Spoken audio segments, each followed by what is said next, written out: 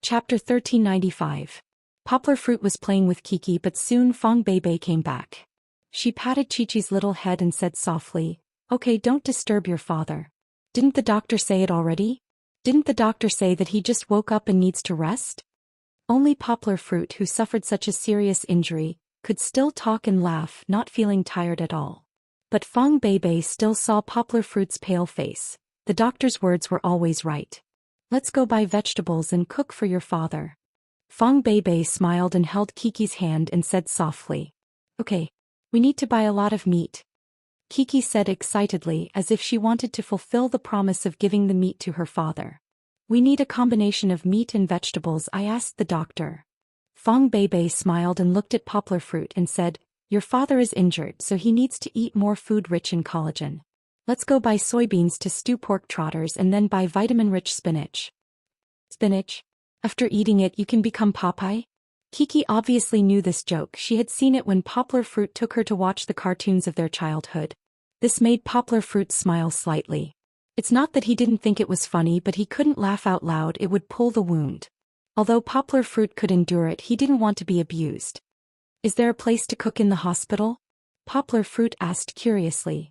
"In principle there isn't, but Sister Yujia helped me find a relationship with the hospital's logistics department head, so I can ask the chef to help me cook. I have to learn from the chef later. When you go back I'll cook something delicious for you to nurse your body," Fong Beibei said. Poplar Fruit felt warmth in his heart, as if his wounds had healed a lot. However, it was true that even with the protection of the Poplar Fruit's internal strength, it was inevitable that he would get tired easily under such a serious injury. Now he was a little drowsy. Seeing this, Fong Beibei went up to cover Poplar Fruit with the blanket and said gently, "Why don't you rest first? This was good for recovery." "Oh right, Big Sister Yujia said she was coming to see you. But she has to take a plane from Yongqing. She should be here soon after you take a nap." He went back to Yongqing?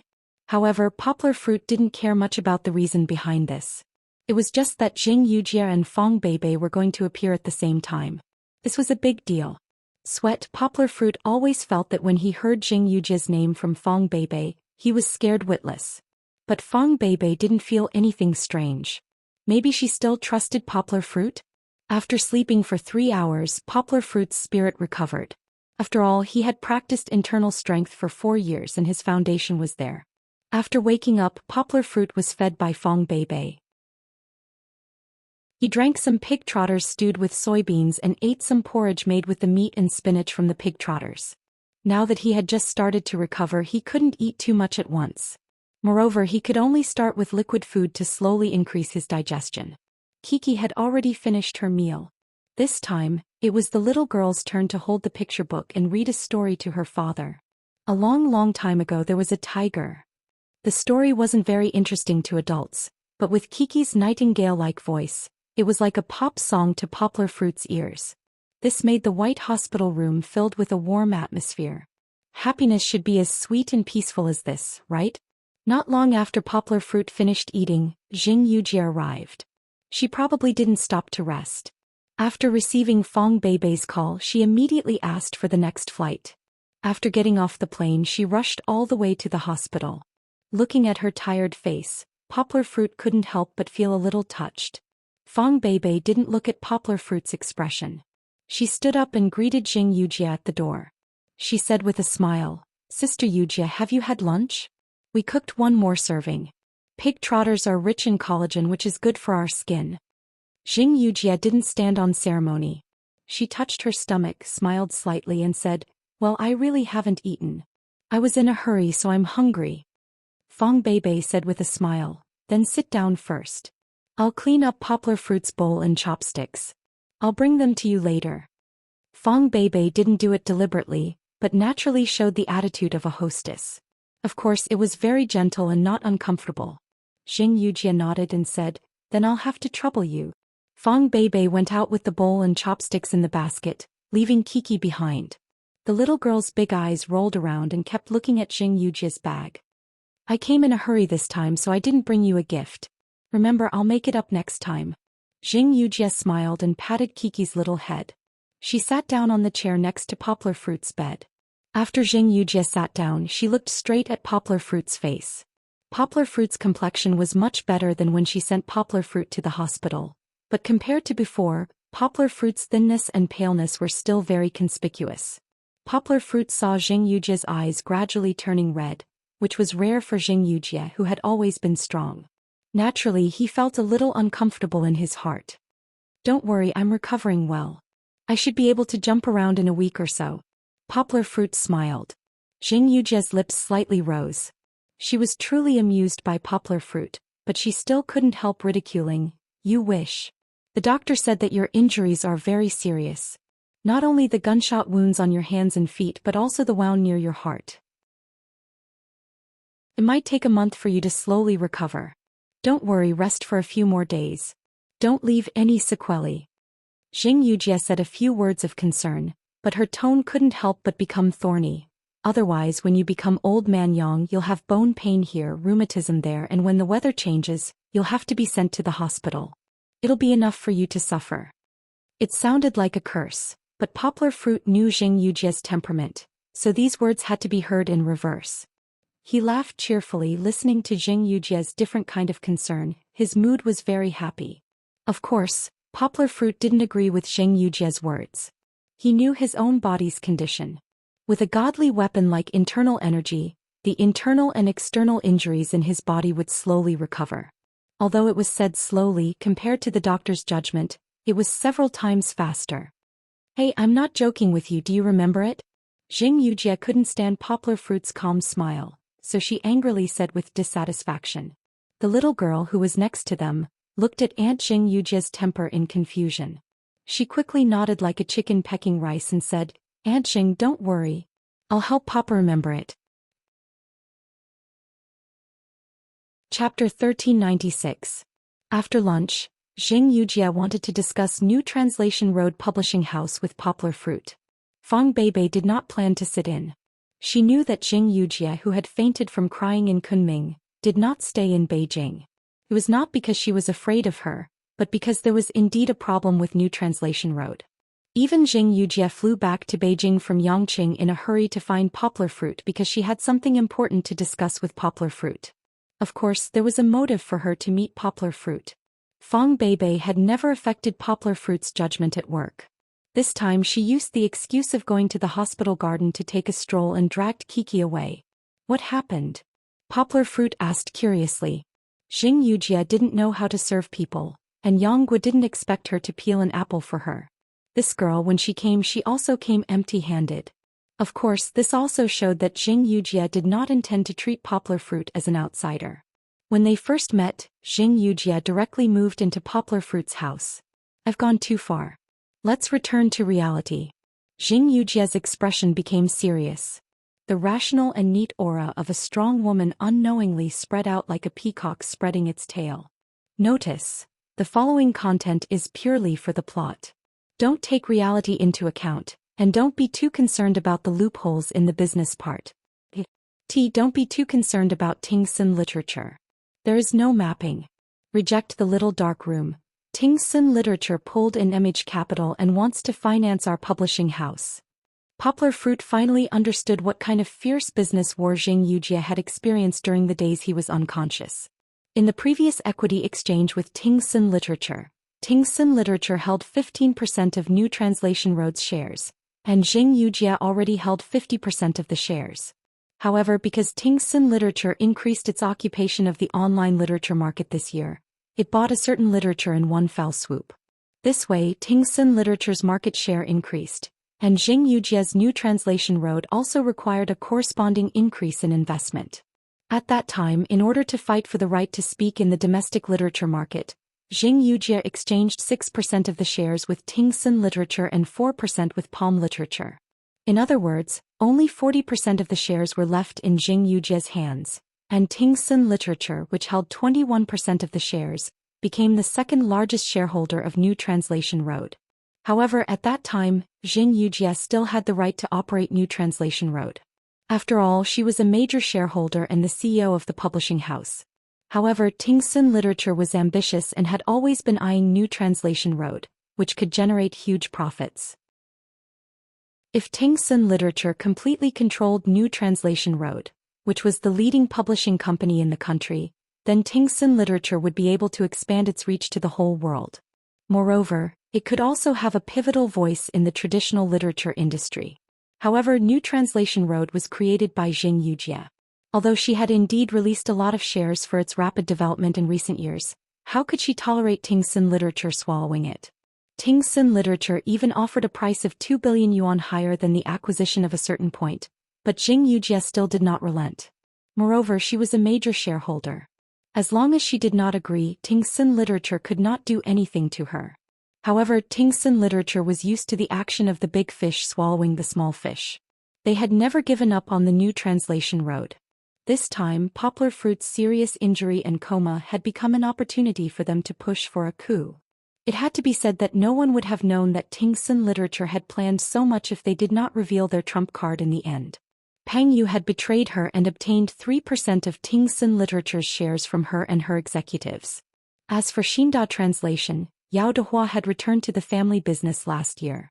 Tingsun Literature had negotiated with Yao Dehua's brother in private and obtained 10% of the shares at a premium.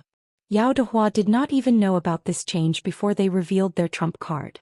As for Palm Moon Literature, they had actually fawned over New Translation Road and given 4% of the shares to their archenemy, Tingsun Literature, in exchange for the shared resources of Tingsun Literature's library. From the perspective of online literature, Tingsun Literature had suffered a loss in this exchange. After all, even though Palm Moon Literature's own literature website was not very popular, it accounted for more than 65% of the traffic on mobile. In the era where mobile was king, Tingsun Literature's move could be said to have fattened its competitors. Their own mobile clients would be greatly impacted.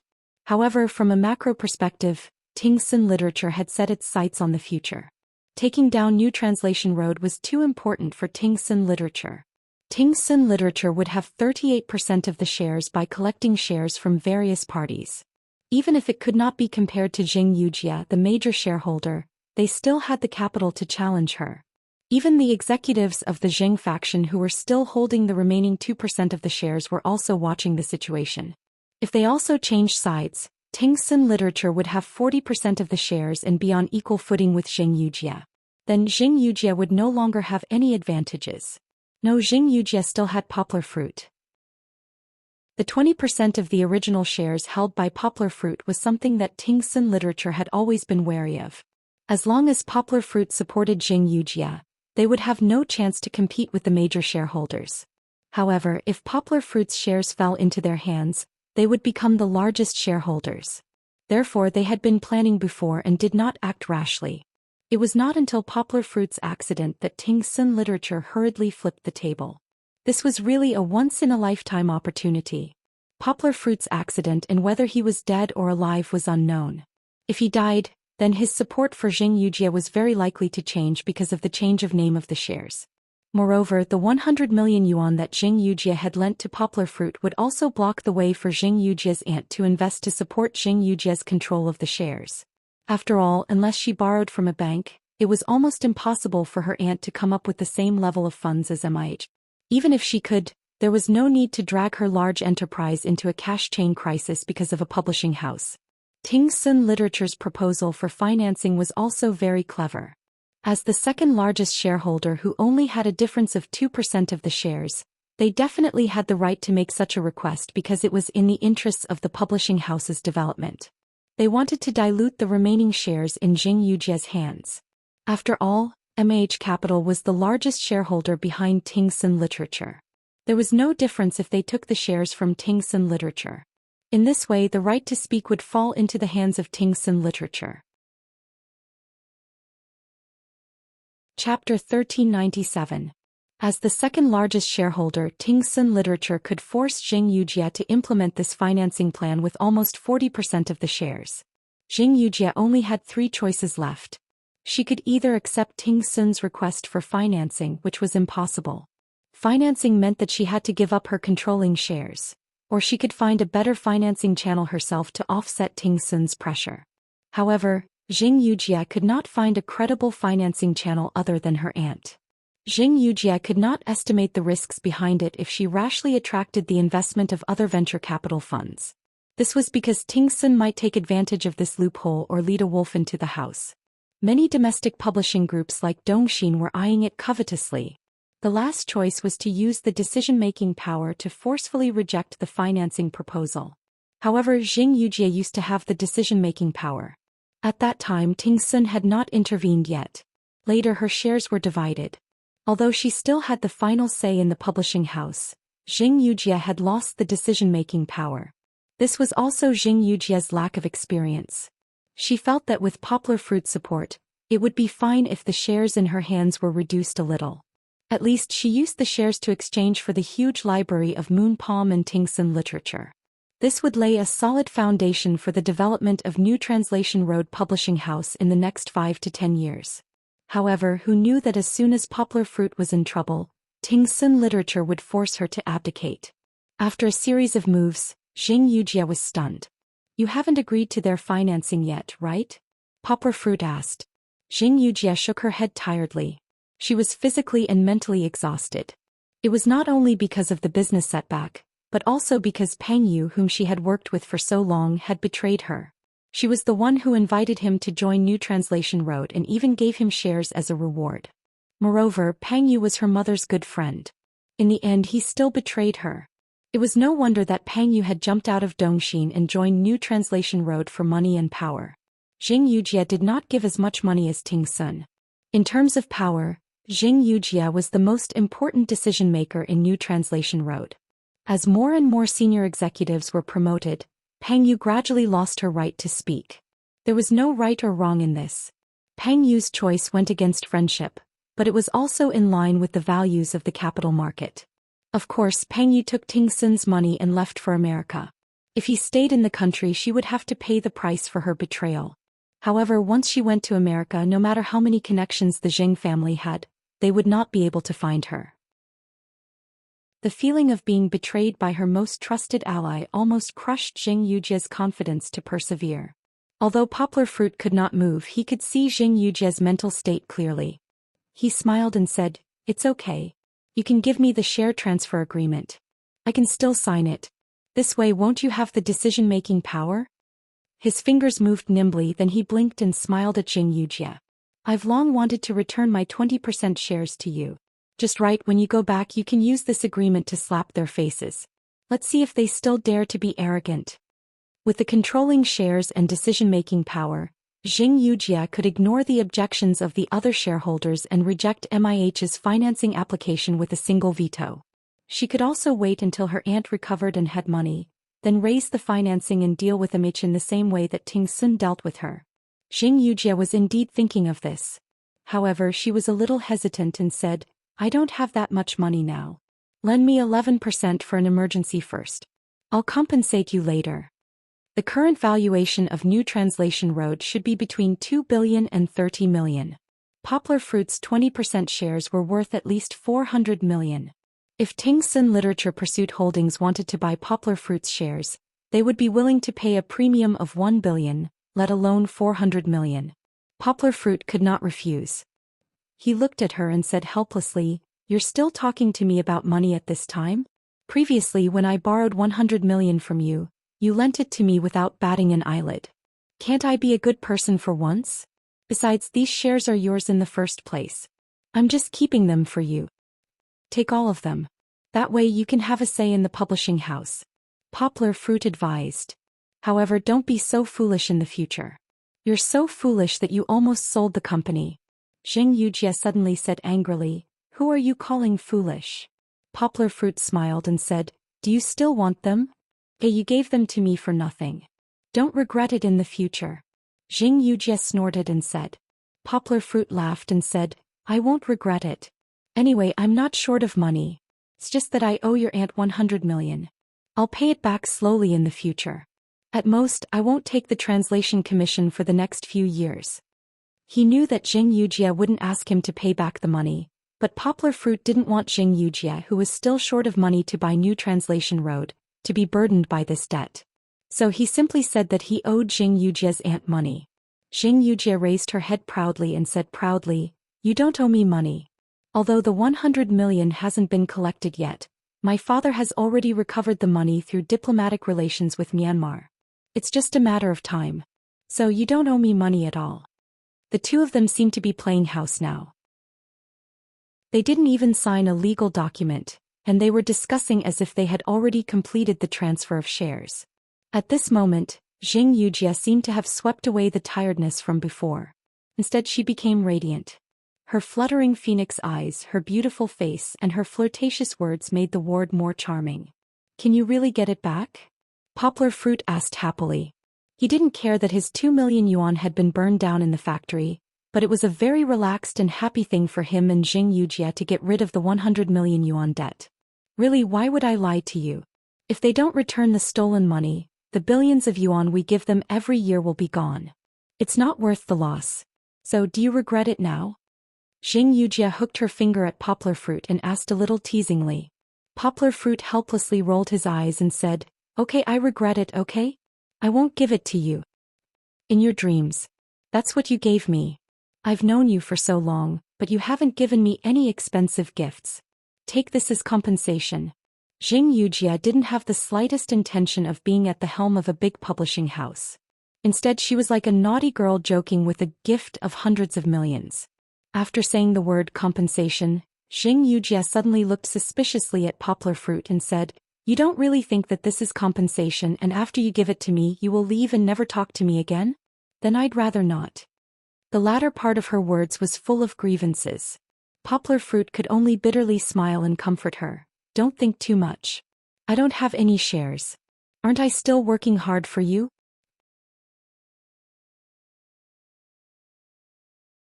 Chapter 1398. Jing Yujia had rushed to the capital and then rushed back to Yangqing. She had flown back and forth in a single day. She was quite carefree as she said, I'll come back to see you when I'm done. Then she happily grabbed her bag and rushed to catch the plane. In the eyes of this career-minded woman, as long as Poplar Fruit was unwaveringly supporting her, it didn't matter even if the whole world betrayed her. On the first day Poplar Fruit woke up, Fong Beibei happily sent messages all over the world to tell people who cared about Poplar Fruit, so the news quickly spread. Even though the reporters couldn't come to the military hospital to get first-hand news, they still got the news of Poplar Fruit waking up from various channels. The news came out a little later, around noon, but it was enough to make the millions of fans who had been following Poplar Fruit's recovery cry tears of joy. Of course, other than the millions of fans, there were also countless viewers who saw the news and laughed from the bottom of their hearts. Previously, the media was very emotional. Even though they didn't have any evidence, their ability to make up stories was comparable to the masters in the web novel industry. This kidnapping case that cost over 100 million yuan could be said to be at the level of the century. Then, as they wrote about it, it became a heart-wrenching fairy tale. In their story, in order to save his kidnapped daughter, Poplar Fruit went into a tiger's den alone. Then he risked his life to save his daughter. The danger during this period was no less than the 81 difficulties Tang Sanzang faced on his journey to the west. Of course, no one clarified this. The viewers were also watching with relish, their hearts were surging and some were even moved to tears. This also explained why Poplar Fruit suddenly climbed to the top of the headlines after waking up. For the first 3 days, the hospital had restrictions on visits. Jing Yujia was an exception. So Poplar Fruit had a comfortable and quiet vacation. 3 days later, because Poplar Fruit's recovery was good, the restrictions were lifted. Poplar Fruit's room was no longer peaceful. There were too many people who came to visit Poplar Fruit. Poplar Fruit's parents, Fong Beibei's parents, as well as his relatives who used to dote on Poplar Fruit were all arranged by his sister Yang Ping to take the plane to visit him. Fortunately, their family was rich. Yang Ping had bought half of the tickets for the Southern Airlines flight, which almost turned into a chartered flight. As for the other 4 dads, needless to say they had already become good friends with Yanghua, so they wanted to visit her for a long time. They all had their own schedules, so they squeezed out some time to bring along their wives and children. This made Kiki so happy that she couldn't close her mouth. Along with them were the production team's staff.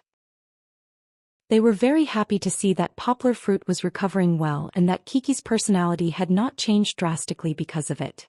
Although they did not explain much when they got back, the undercurrent of rumors about the replacement of the contestants had already been dispelled. If Poplar Fruit could recover, they would wait a little longer. If they still changed the contestants, the audience would definitely scold them to death. Although most of his friends and colleagues in Yangqing could not be there in person, they all called to express their concern. Qin Zongdai came personally. Poplar Fruit was very embarrassed to have the old man make such a trip for him. Seeing that Poplar Fruit was fine, the old man was also relieved. Previously, when his proud disciple Poplar Fruit had an accident, the old man was sad and passive. There were many people eyeing the newly opened Eurasian department. Since Poplar Fruit was fine and did not hurt his head, the old man could be more forceful. Poplar Fruit even smiled and told the old man that he would be able to return to Yangqing in less than a week to take charge of his work. Yao Dehua also came from Yangqing. He came with a humble apology.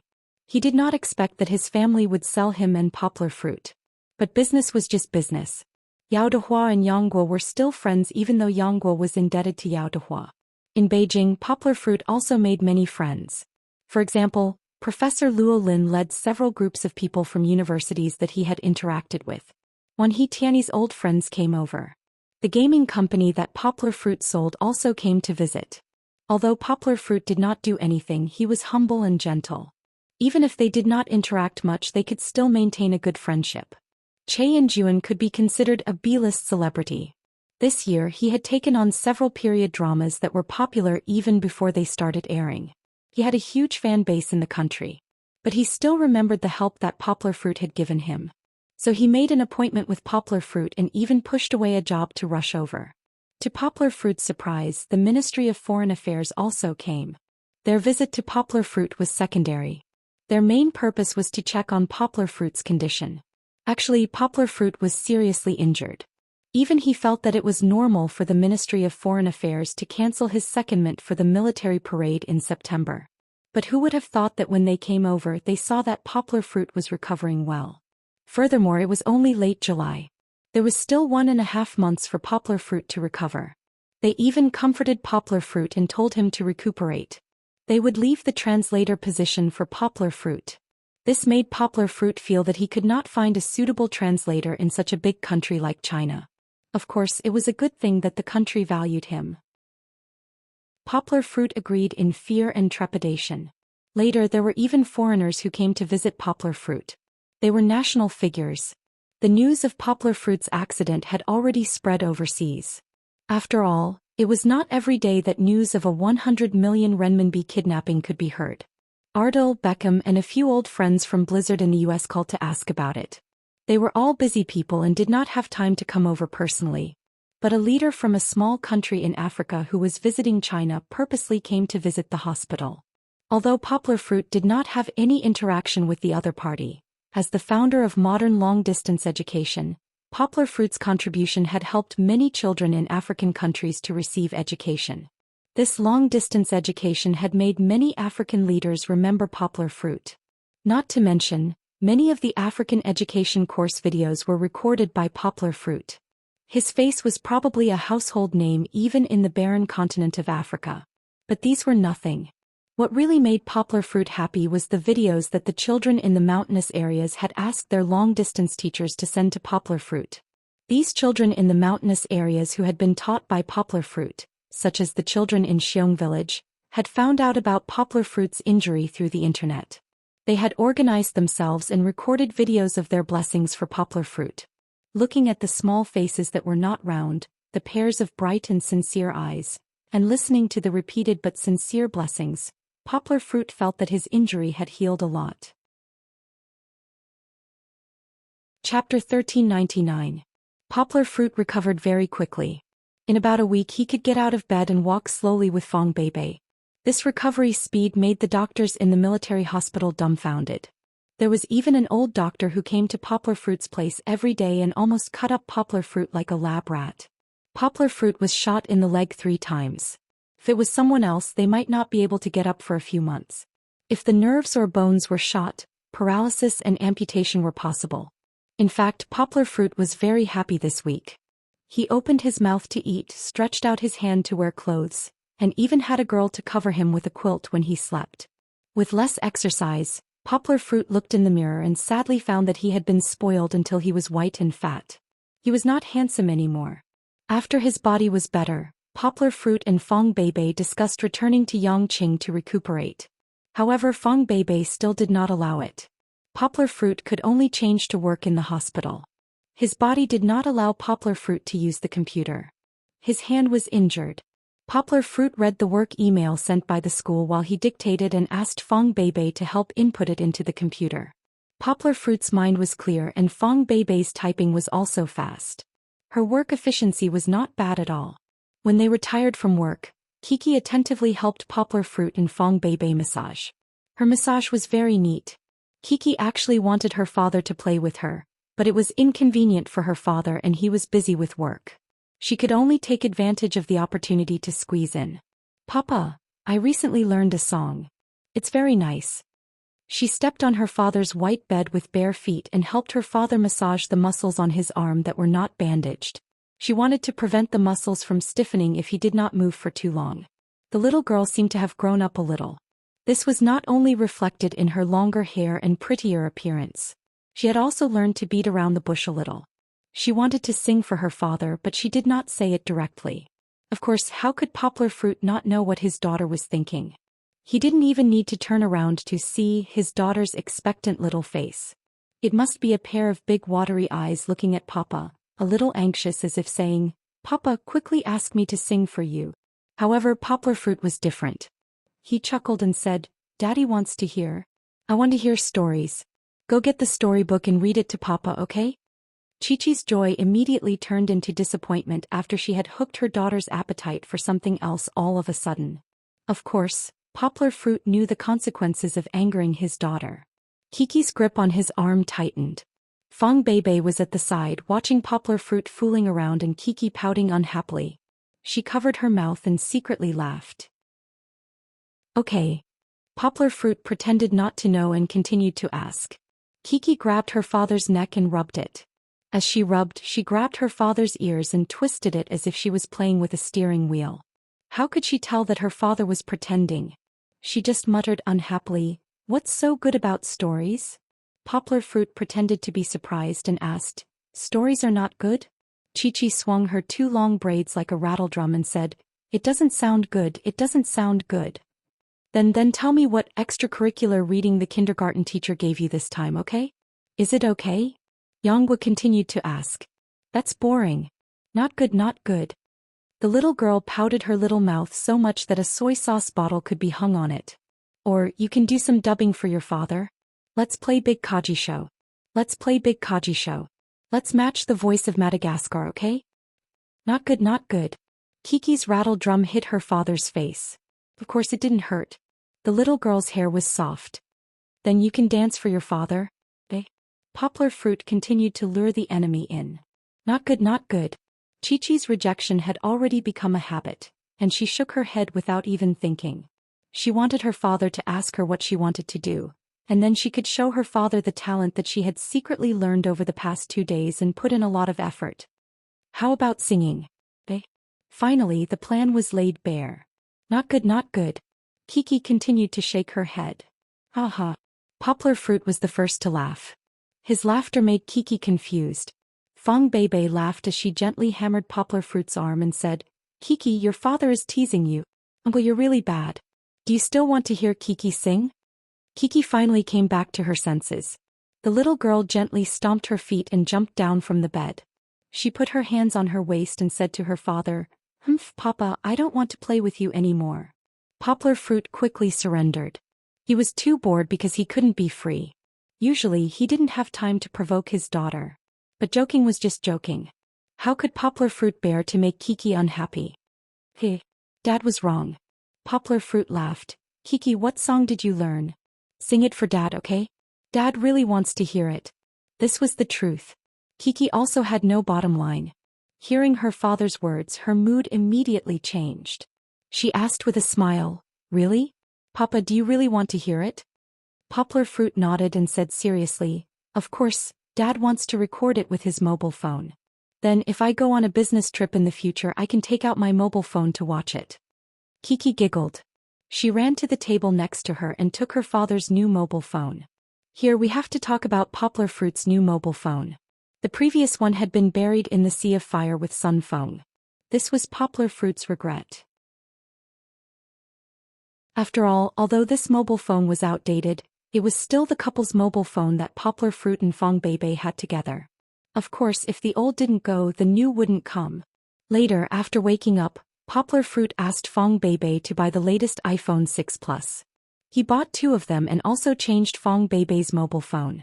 Kiki excitedly handed her father's mobile phone to Fong Beibei and said with a smile, "Then Mama Ma will help Papa record it. In this way Papa can listen to me sing anytime and anywhere in the future." "No problem." Fong Beibei smiled and raised the mobile phone. "Hey, get ready, let's go." The little girl was actually very brave. Whether it was a play performance or the small stage performance for the veterans in Shishan, she could handle it freely. Now that she was singing in front of her father, she showed a very good stage presence. Of course, Kiki was still a little unconfident about her performance. She took her father's hand, pouted and said, "If I don't sing well, Papa can't laugh at me." "How could I? Kiki's singing is definitely very good," Poplar Fruit said with a smile. He was looking forward to his daughter's singing more and more. Chapter 1400. The little girl brewed for a while before her little pink lips began to chant. "Winter used to be cold, summer used to rain, autumn used to hear your voice from afar, warm, warm." This was All Things Live? Hearing his daughter's rhythmic lyrics, Poplar Fruit was so shocked that his mouth could not close. It was not that Kiki's singing was bad. Kiki sang very well and her rhythm was very accurate, but All Things Live was not your average pop song. It was originally a Sanskrit mantra from Buddhism. Although it was sung by a musician with unique wisdom like Saw Ding Ding in a very special way of muttering to herself. But compared to the pop songs that many children liked, All Things Live was still not popular among the masses. Of course, Kiki sang the Chinese version with the lyrics written by the famous musician Gao Shaosong, but she still could not shake off Saw Ding Ding's singing style. From the Chinese lyrics of the song, there was no logic that corresponded to the next sentence. Or it could be said that even if there was logic, it was forcibly fabricated. But this did not affect the beauty of the song. The lyrics gave people the feeling of the vast, desolate and vast highlands. Of course, there was an unexpressed but hidden Buddhist flavor. From the depth of the song, Kiki was unable to understand the meaning of the song. Indeed, she did not understand it. Listening to her singing, it was just a form, completely unable to bring out the deep charm of Saw Ding Ding. But Kiki sang out Saw Ding Ding's ethereal nature. This was all thanks to her sweet and pure childlike voice, the simple lyrics and the slow and rhythmic melody. Chi-Chi's singing was like the sound of nature. Looking at those beautiful big eyes, it was as though the entire blue sky of the highlands was reflected in her eyes. Poplar Fruit turned to look at Fong Beibei.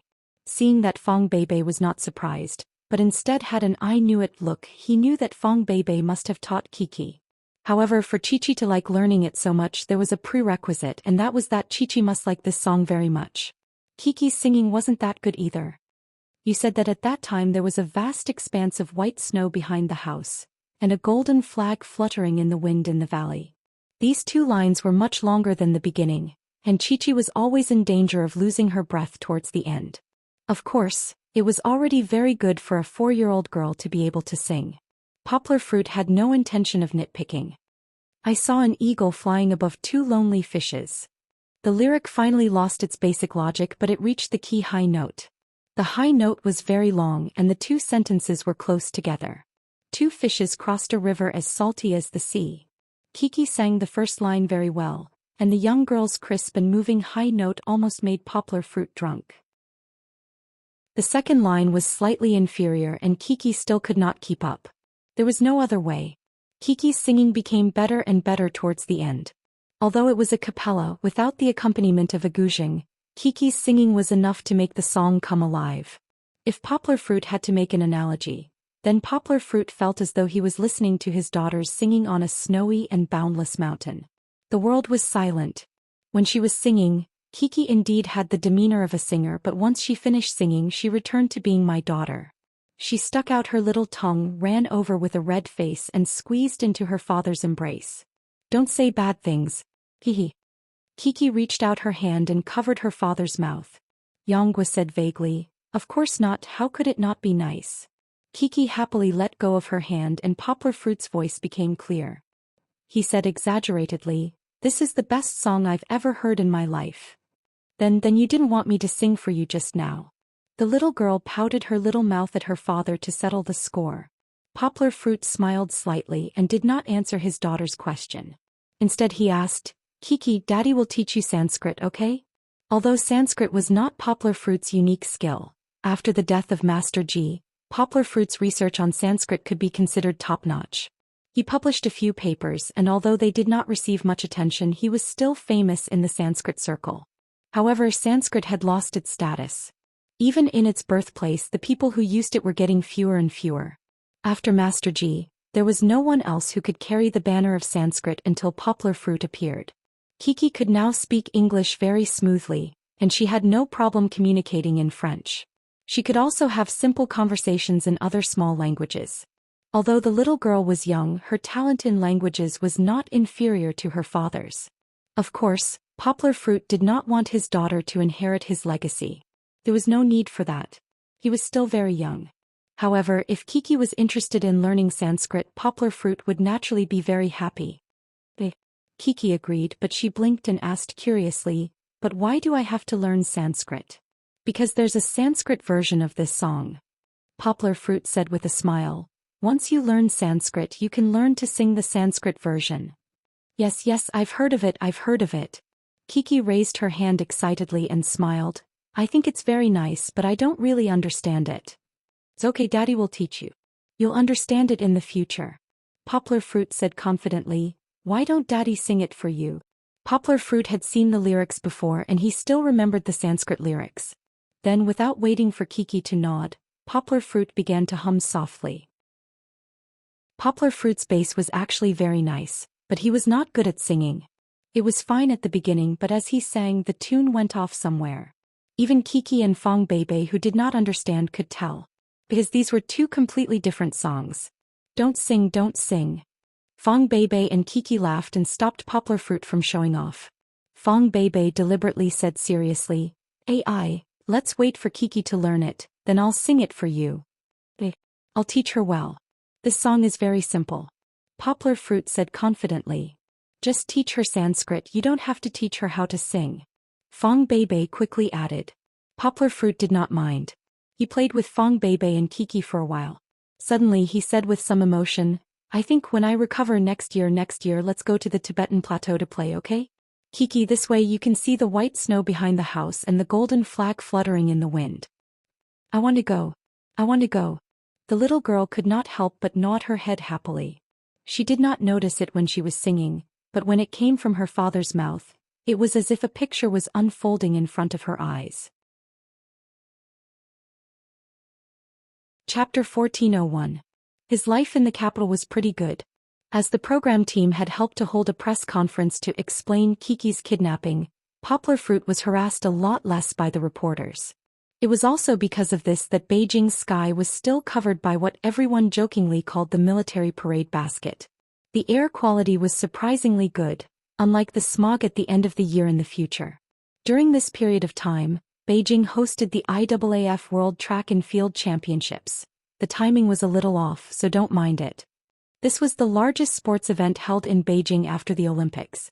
However, Poplar Fruit did not expect that his dad would send over tickets from the Where Are You Going production team. His family, along with Lu Yi Hujun and Lin Yongjian's families, were invited to watch the competition together. During this period of time, there must be suspicion of hype because very soon, Weibo was flooded with photos of a few children happily sitting in the audience and playing around. However, Poplar Fruit felt that it was pretty good to be able to watch the competition for free and have a get-together with a few of his close friends' families. Of course, Kiki was the first to watch. The little girl did not pay much attention to the competition. She did not know the history of the contestants and could not understand them, but she had a lot of fun with her friends. However, Poplar Fruit watched with great interest. Among them, Su Bingtian made it to the final of the 100m race. Bolt narrowly won the 100-meter race, and Bolt was knocked off his feet by the cameraman after winning the 200m race.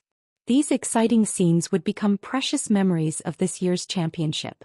What surprised Poplar Fruit the most was that when he left the competition hall after the competition, he coincidentally met Bolt, who helped him translate and solve the problem of getting in and out of the venue. After a round of conversation, the world's best sprinter, Bolt, actually said that he knew poplar fruit. That was too rare. After all, even poplar fruit's long-distance teaching had not really spread out, nor did it cover Bolt's home country, Jamaica in North America. However, after a detailed chat, poplar fruit found out that Bolt had donated millions of US dollars to support sports education in his home country. Poplar Fruit's public, non-profitable Chinese language learning video had received unanimous praise from many Africans. Jamaica was the world of Africans, so naturally the video was used by a Jamaican track and field school that he had donated. Of course, such a distant relationship could not be compared to Poplar Fruit's help just now. Bolt's impression of Poplar Fruit increased greatly because of his help just now. The two of them exchanged contact information and took a photo together to verify their friendship. This was the most precious reward from the championship. Later on, it caused quite a stir on Weibo, but that was not worth mentioning. In August, Yang Guo was finally able to get out of bed and walk without the help of others. Seeing that he had recovered more than half, Fong Beibei finally agreed to discharge Poplar Fruit. They returned to Yangqing together and continued to recuperate at home. In this way, Fong Beibei could send Poplar Fruit to school during the day, and with the other teachers, they could do the final preparations for the first year of the Eurasian language department. When they returned at night, Fong Beibei could also use the kitchen to cook some delicious food for Poplar Fruit. She would not give up until she turned Poplar Fruit into a white and fat pig. Needless to say, after learning from the chef for half a month and showing off their love in the kitchen with Poplar Fruit, Fong Beibei's cooking skills soared. It was almost enough to threaten Poplar Fruit's first place. Of course, this first place referred to the rankings of the 3 members of their family. Over at school, although Poplar Fruit was injured, it was a blessing in disguise. Due to his injury, he focused on his studies instead. His thesis, which was progressing at a snail's pace, finally had a breakthrough. When Poplar Fruit returned to Yangqing, he personally handed the 300,000-word thick manuscript to Qin Zhongdai. Qin Zhongdai was stunned. Reverse research on word splitting, the logical barrier between Chinese and English, was the title of the thesis. However, in the 300,000-word manuscript, Poplar Fruit described how he bypassed the thick logical barrier. In the end, his research was only a thin layer of paper. From this, he concluded that as long as a Chinese person's mind could learn to be flexible at a certain stage of growth, then the difficulty of learning English would be reduced to a thin layer of paper. Similarly, when foreigners learn Chinese, as long as they changed their way of thinking according to Poplar Fruit's method, the difficulty of learning Chinese would be reduced to the lowest level. Although it could not be compared to other languages of the same origin, Chinese was no longer the most difficult language to learn. Extending it further, if you want to translate Chinese works, Chinese movies, or other cultural consumer products into foreign languages, as long as you use the method described by Yang Guo, it won't make foreign readers and viewers feel awkward. Of course, this was not absolute. It was hard to say on a cultural level, but at least it was possible in terms of direct perception. This is an epoch-making thesis. After Qin Zhongdai finished reading, he looked at Poplar Fruit with a complicated expression. He said emotionally, "If this was overseas, this thesis would be more than enough to make you a full professor." However, this was not possible in China. Even associate professors had to work hard to gain experience. Who would be willing to let a kid reach the heavens in one step? Of course, Poplar Fruit, who was already a lecturer, had produced a thesis like this. It was almost certain that he would be selected as an associate professor this year. However, Qin Zhongdai was not satisfied. He felt that Poplar Fruit deserved more. Although he did not say it out loud, the old man had secretly made up his mind. Even if he had to throw away his old face, he would fight for Poplar Fruit. However, Poplar Fruit and Qin Zhongdai had overlooked a problem. That was the value of Poplar Fruit's thesis. One had to know that once Poplar Fruit's thesis was published, it would reverse China's passive situation as an importer of cultural products. It might create a cultural export market worth hundreds of billions. However, Poplar Fruit could not gain any benefits from this thesis because this thesis was destined to not have any patents. Poplar Fruit could be the founder, but no capitalist would pay a single cent for Poplar Fruit. It might even have an impact on New Translation Road publishing firm. Poplar Fruit did not consider these because he did not care much about the concept of money. Moreover, he was still confident in New Translation Road. After all, even if he told everyone the method, Other publishers would not be able to do it as well as New Translation wrote. The publication of the thesis was still handed over to Chen Zongdai. Poplar Fruit plunged into the Eurasian department that he was leading. The Eurasian department was the second professional language department, so they did not need to recruit students through the college entrance examination.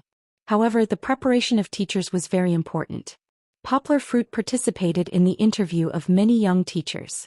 Of course, they were all older than Poplar Fruit. The young Poplar Fruit might not be able to suppress the older teachers. Yanggu's way of doing things was very rough.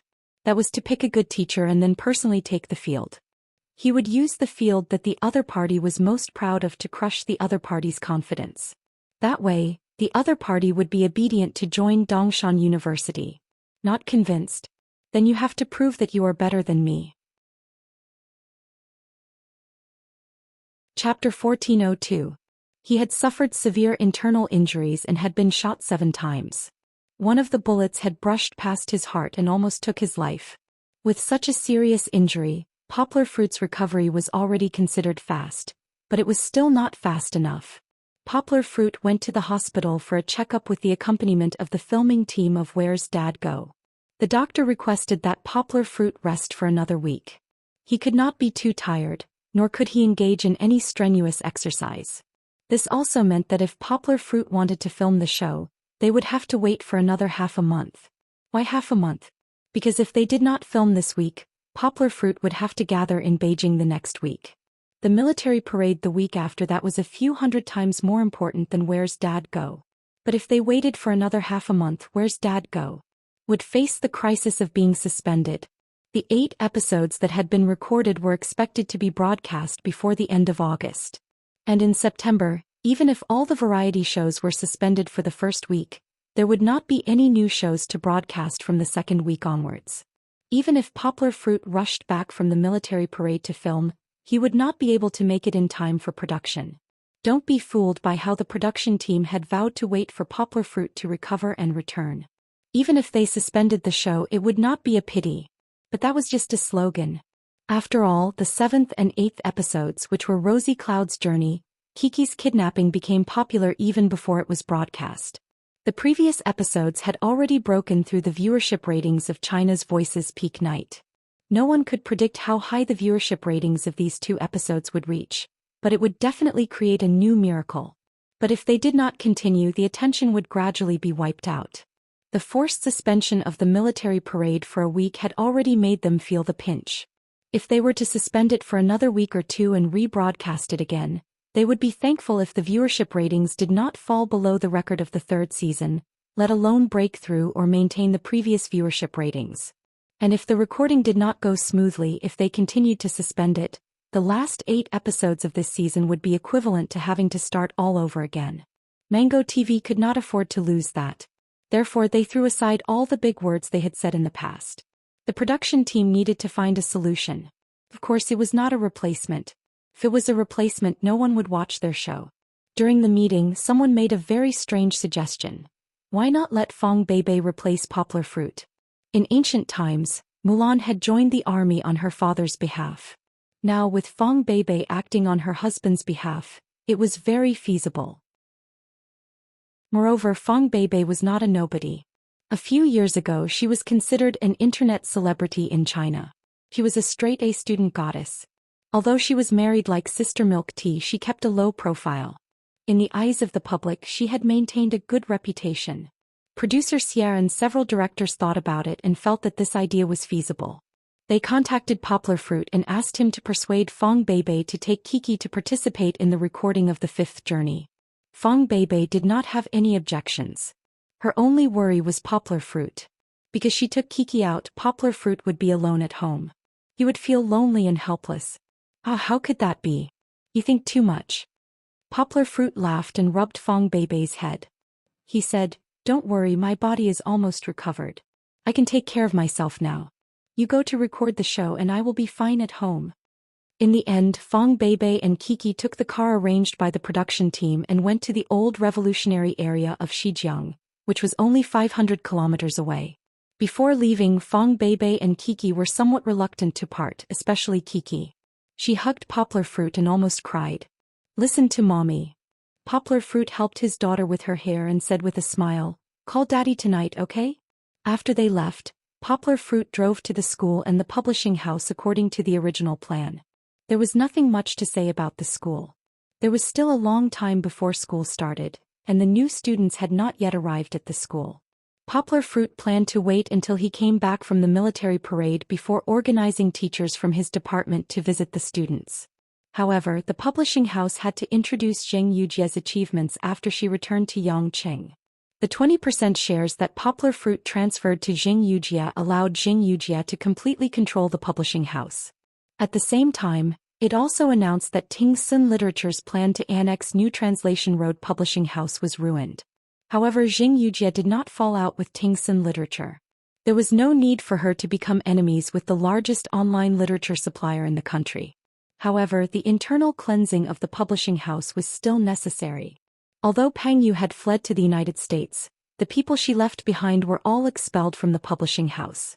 Most of the capable people in the middle management were still left behind. Fortunately, New Translation Road had been quietly working in the industry for a few years and had a certain foundation. Although there were some losses in the cleansing this time, it was not to the extent of hurting their vitality. Moreover, New Translation Road's most famous God-level translator, Poplar Fruit, was still there. It was destined that New Translation Road would not lose its market and appeal. Learning from her mistakes, Zheng Yujie had painstakingly studied the way of operation after suffering a loss. When Poplar Fruit came to the publishing house to see Zheng Yujie, she was commanding and arranging for the finance department from her aunt's company to move in. Zheng Yujie had been firmly controlling the foreign marketing team and the domestic translation department. This was the key to her not collapsing before Poplar Fruit woke up. Now that she had tightened the financial power and controlled the controlling shares and decision-making power, the publishing house was as solid as a mountain of gold. This way, Zheng Yujie could use financing or other means to weaken Ting Sun Literature's controlling interest in the future.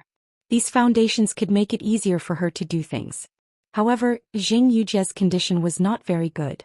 She had not left the publishing house for more than half a month. The dormitory-like lounge in her office became a place for her to wash up and rest. However, even so, Zheng Yujie still slept less than 4 hours a day. The blood vessels in her eyes and the dull skin on her face due to lack of sleep made Zheng Yujie look even more haggard than Poplar Fruit, who was badly injured. Poplar Fruit looked at her high-spirited but exhausted appearance and felt very uncomfortable. "Why are you working so hard?" After the meeting, the people in the meeting room left one after another. Poplar Fruit and Zheng Yujie stayed behind as usual. Poplar Fruit could not help but say a few words to her. Poplar Fruit did not come this time to see Zheng Yujie while Fong Beibei was away. If he wanted to see her, he had been here before. This time he came more because of the people from Ting Sun Literature. A few executives who had shares and dividends also came for the meeting. He appeared to support Zheng Yujie. "If I don't work hard, how can I live up to your trust?" Zheng Yujie rested her still pretty face on her hands and asked with a voice as bitter as an arrow. Chapter 1403. Zheng Yujie was probably the only person in the world who didn't even go home to look for her parents after being bullied. Actually, if she revealed that her father was Zheng Mingsheng and got the Industry and Commerce, Public Security, and Fire Department to communicate with Ting Sun, even if Ting Sun was one of the top 3 bat companies in the country, they wouldn't dare to lay their hands on the daughter of Guangdong Province's leader. At the very least, they would have to consider the consequences of this matter. But Zheng Yujie didn't want to use her father's connections because she had her own concerns about the freedom to pursue love. If she used her father's connections, it would mean that her own company would fail and her family would start to interfere with her matters. Then there would be no more peaceful days. This was also the reason why Zheng Yujie was so desperate and why she spoke so bitterly. Poplar Fruit could see the "isn't it all because of you" smile in her eyes, which gave him a headache. "Can't you let me talk properly? No matter what, you've already got the situation under control, so don't go on like this. Treat yourself better." Poplar Fruit gently persuaded, "Look at your skin right now. If you don't sleep properly, you'll enter the aging cycle soon." Zheng Yujie was shocked as she touched her cheeks and hurriedly stood up. "I'm not going to talk to you anymore. I'm going to wash my face and change my clothes. Let's go eat together later." After speaking, she ran to her office without looking back. Poplar Fruit knew that the meal she was talking about definitely wasn't a work meal. It was rare for Poplar Fruit to come out alone, and Fong Beibei and Kiki weren't in Yangqing. Xing Yujie definitely wanted to seize the opportunity to have a meal with Poplar Fruit alone. Western or Chinese food was fine. She didn't even bring her assistant. Originally, Poplar Fruit wanted to refuse, but when he saw Xing Yujie's haggard appearance and the sadness in her eyes, he couldn't help but sigh and didn't say anything. However, Poplar Fruit had to wait for a long time. Xing Yujie took a hot bath, then put on her makeup and picked out her clothes. It took her more than an hour to come out of the small room. Of course, this 1 hour was worth it. Compared to when she went in, Xing Yujie came out looking much more radiant. Xing Yujie's slanted eyes were outlined with eyebrows, her sharp nose was accentuated by the shadows, her light pink moisturizing lip gloss, her long dress with straps, and the latest off-white Gucci bag slung over her shoulder. Xing Yujie's beauty seemed to be a fusion of fashion and youth. Compared to her real age, Xing Yujie looked 5 or 6 years younger. All of a sudden Yang Guo was stupefied. How is it? Xing Yujie pinched her dress and twirled it around, looking at Poplar Fruit proudly. A fragrant wind entered his nose. Poplar Fruit coughed twice, awkwardly rubbed his nose and said, "Actually, you put on so much makeup, why don't you rest a little more? Your skin will naturally recover." Xing Yujie obviously knew that Poplar Fruit said that on purpose. Poplar Fruit was not a beauty lover. She stared at him in annoyance, flicked her short hair and walked in front. Poplar Fruit drove, and Xing Yujie chose a high-end Western restaurant. Although it was a little expensive, the environment was good, and the service was also very high-end. The waiter handed over 2 dishes and left without even looking at Poplar Fruit. Of course, the waiter was a foreigner with blonde hair and blue eyes. He probably wouldn't recognize Poplar Fruit even if he saw him. The menu was labeled in both Italian and Chinese. It was high-end and very down-to-earth and would not be picked on by picky chauvinists. Poplar Fruit looked at it for a while. When he looked up, he found that Xing Yujie was holding the menu, leaning against the comfortable back of the sofa and sleeping with her eyes closed. Poplar Fruit sighed softly, called the waiter, ordered the menu and said softly, "No wine. I still want a glass of Bordeaux. This and this is for her. This is for me. Serve the dishes slowly, it's okay." He spoke in Italian without the slightest intention of showing off, but it still made the waiter feel a lot more comfortable. He looked at Xing Yujie, nodded to Poplar Fruit and didn't take the menu from Xing Yujie's arms. He turned around and walked away. Poplar Fruit also leaned against the sofa, drinking water and looking at Xing Yujie, but his mind was thinking about other things. After about half an hour, the waiter slowly served the dishes. At this time, the inevitable sound of tableware being touched made some noise, and Xing Yujie slowly woke up.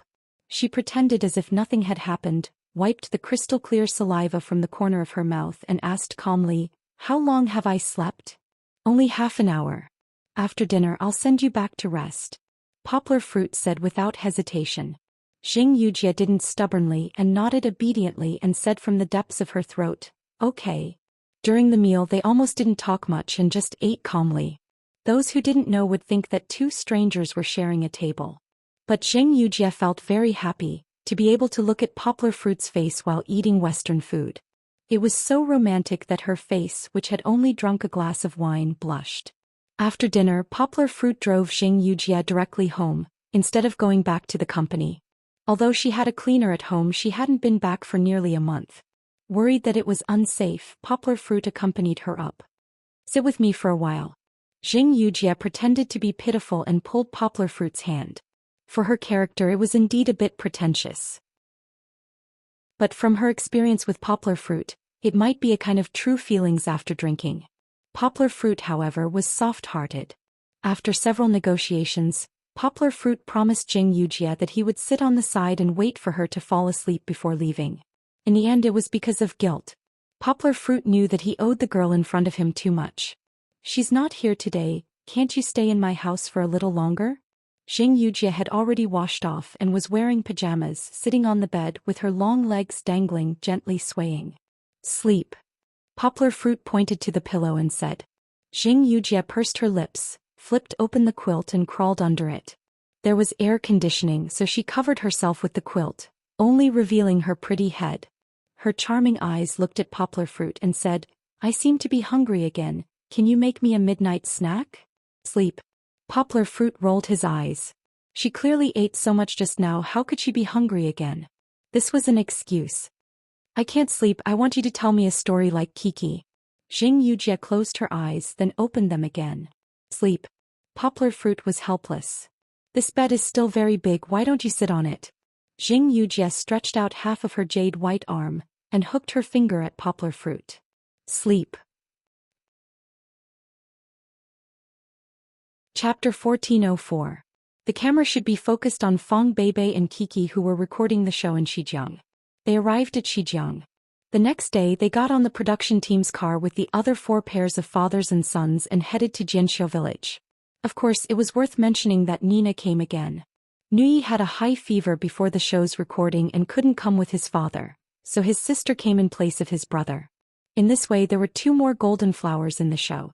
In the show, Kiki's previous experience of being kidnapped was only briefly mentioned in voiceover. The other fathers also didn't talk about this issue, mainly because they were worried that the terrible memory would stimulate Kiki. But Kiki didn't care. She didn't have any trauma. But when she was in the car, her mood wasn't high. When she got out of the car, she kept holding Fang Beibei's hand, unlike her other friends who were lively and lively. Her melancholy expression made one's heart ache. I miss Daddy. The village chief asked. Kiki looked at the village chief with sad eyes and said. Fang Beibei put her hands on Kiki's shoulders, squatted down and said in Kiki's ear, Look at this camera. Daddy is looking at you. You have to be happy. Daddy will be happy when he sees you. Then he will recover faster, right? Kiki nodded sensibly. Although they had already met the day before and Lu Yi and the others had also gotten to know Fang Beibei in Beijing, in front of the camera, everyone still pretended that this was the first time they had met and gave Fang Beibei a warm welcome. It was obvious that Fang Beibei was still a little nervous as it was her first time facing so many cameras. But everyone gave her a lot of tolerance and helped Fang Beibei blend in. Of course, as the recording slowly progressed, Fang Beibei quickly got used to the rhythm of the reality show. Don't forget, Fang Beibei is a fan of variety shows. Poplar Fruit was dragged to watch many shows by her. It could be said that Fang Beibei was even more familiar with the context of these variety shows than Poplar Fruit. Her previous experience in the student union and the relief station had also unknowingly allowed Fang Beibei to develop a natural temperament for dealing with big situations. However, the recording this time seemed to be more difficult than the previous 4 trips. This was because the production team had organized a military training with the revolutionary base. The adults and children separated. It was fine for the adults, as those who had gone to school had basically been exposed to military training, but the 5 little ones, including Kong Kong, did not know anything about standing at attention, standing in formation and marching in unison. After changing into the military uniform, Fang Beibei looked valiant and formidable. She was soft and weak in front of Poplar Fruit, but now she had become a strong woman. Just as she said with a smile at the beginning, "Today I am a man." Fang Beibei stood tall and straight in a military posture, working hard to complete every action that the instructor asked of her. Of course, she kept thinking about the responsibility of taking care of Kiki, so she turned her head to glance at the children from time to time. This caused her to be reprimanded by the instructor several times. In the middle, the female instructor suddenly said, "Kiki, why are you crying?" Fang Beibei suddenly felt uneasy and turned her head. The instructor called her a few times, but she did not come back to her senses. No matter how anxious she was and how much she wanted to rush to Kiki's side to see what was happening, this was military training and there were strict rules. Fang Beibei could not do anything about it. In reality, Kiki did not cry that much. She only cried because she did not perform well in one round and did not receive a red pentagram, so she felt wronged and her eyes turned red. Seeing this scene, the audience felt that it was a little strange because Kiki did not care so much about the results of the competition in the past. The little girl was worried that her father would get hurt and even worried that her father would not participate in the competition. No one knew that Chi-Chi's strong desire to win was actually because she wanted to perform well so that her father would be happy when he saw her. When she received the red pentagram for the first time, Kiki's unhappy little face bloomed into a bright smile. But this time when she did not receive it, Kiki was extremely sad, as if she could already see her father's disappointed expression in front of her. The little girl's inner world was very complicated. But in the end, Kiki did not cry out loud. The little girl pursed her little mouth and tried hard to control her hands and feet so that she would not move unconsciously. She also tried hard to walk in step with the instructor. Although under the camera, Kiki's performance was very nervous and cute, making everyone laugh, no one knew that Kiki had put in a lot of effort. Looking at the little girl's stiff hands and feet, it was clear that Kiki valued this competition very much. Of course, the funniest one was not Kiki. The one who walked in step and made everyone laugh the most was Kong Kong, who could not change his hands and feet.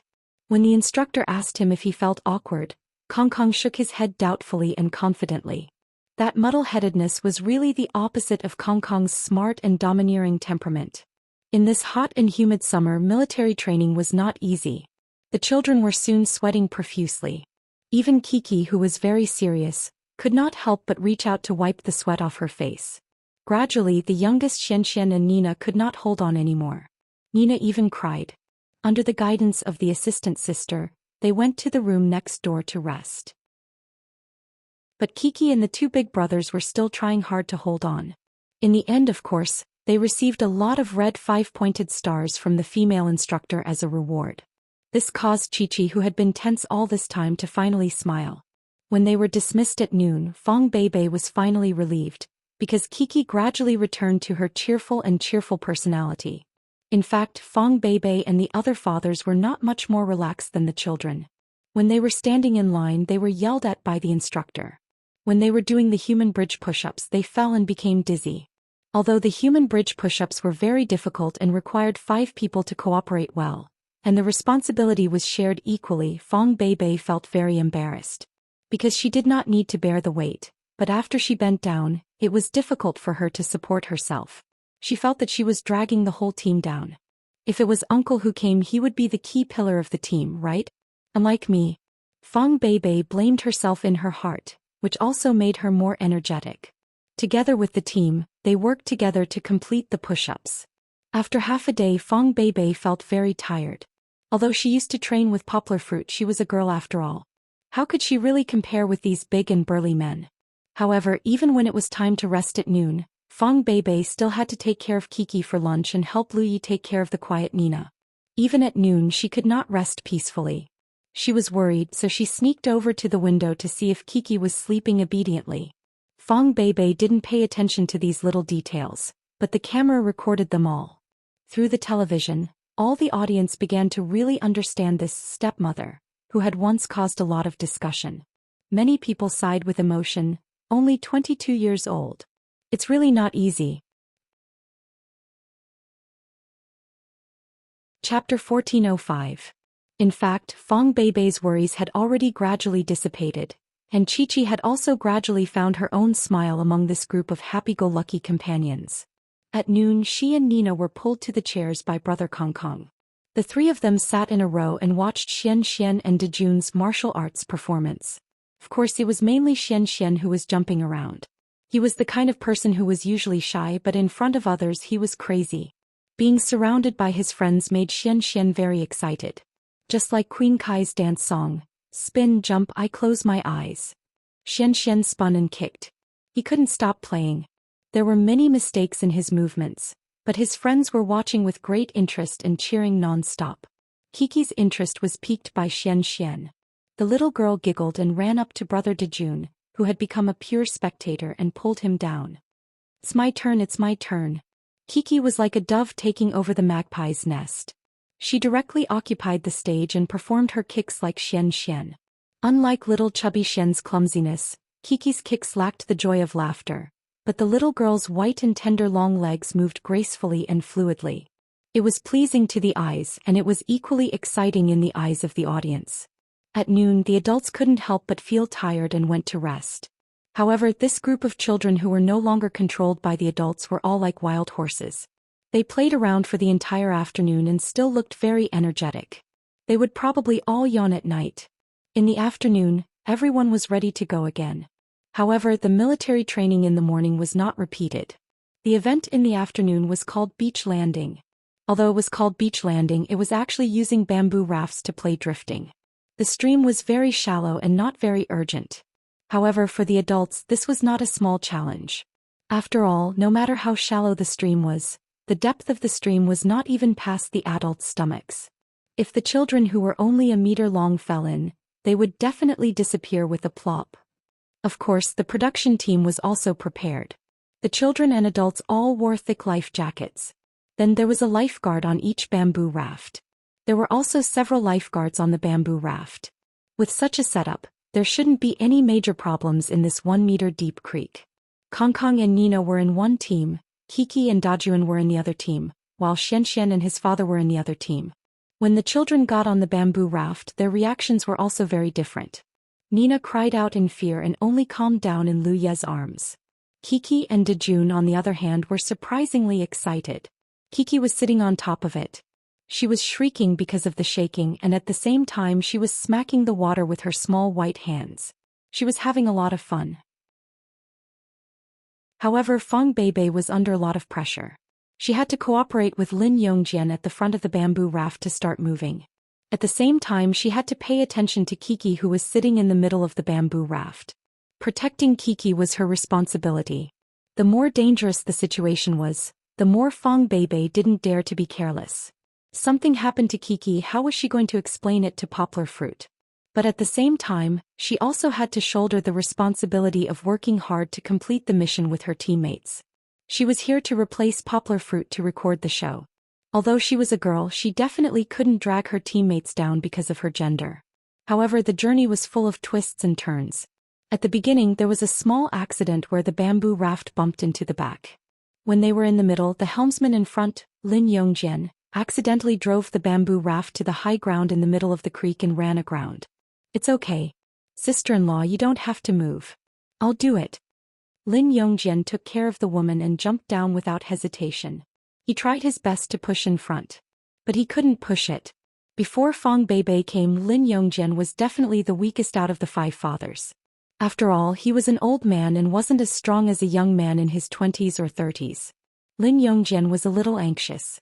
He raised his head and turned to look for the staff on the bamboo raft to ask for their help. However, Fong Beibei was standing on the bamboo raft and felt very guilty. She felt that she was dragging Lin Yongjian down. If it was Poplar Fruit on the bamboo raft, not to mention whether Poplar Fruit could move the bamboo raft alone, at least the two of them could work together. They wouldn't have to stand on the bamboo raft like her and watch foolishly. "Teacher Lin, you can do it." Kiki and Dajun were cheering for Lin Yongjian together. Of course, the 2 children didn't understand the hardships of the adults at all. They just felt that it was very interesting. Fong Beibei gritted her teeth and moved gently. She first put one foot down and then let go of the other foot. The weight on the bamboo raft was lifted and she also went into the water. Sister-in-law, why did you come down? You're getting your clothes wet." Lin Yongjian felt that the bamboo raft in his hand was strange. He raised his head and saw that half of Fong Beibei's body was soaked in the water. He shouted in annoyance. Lin Yongjian was a very male chauvinistic man. He was born in a difficult and chaotic era. When he was recording the program, he always felt that he was as traditional as a block of wood. Now he felt that he was the big brother. Poplar Fruit was not here, so he should take care of these women. Just like Guan Gong, after losing contact with Liu Bei, he rushed thousands of miles to protect his sister-in-law. He even protected his sister-in-law's safety in Cao Cao's camp. Lin Yongjian felt that he had failed in his duty by letting Fong Beibei go into the water to help. But it was true that after Fong Beibei came down, the weight on the bamboo raft became lighter. The 2 of them worked together and pushed the stranded raft back into the water. This efficiency was much better than Lin Yongjian doing it himself. "Mama, let me help you." Kiki realized that Fong Beibei was not easy. The young lady sensibly pulled Fong Beibei's hand and helped her climb onto the bamboo raft. She even used the part of her clothes that was still dry to help Fong Beibei wipe the traces of water from the stream or sweat on her face. "Thank you, Kiki." Fong Beibei was actually quite tired.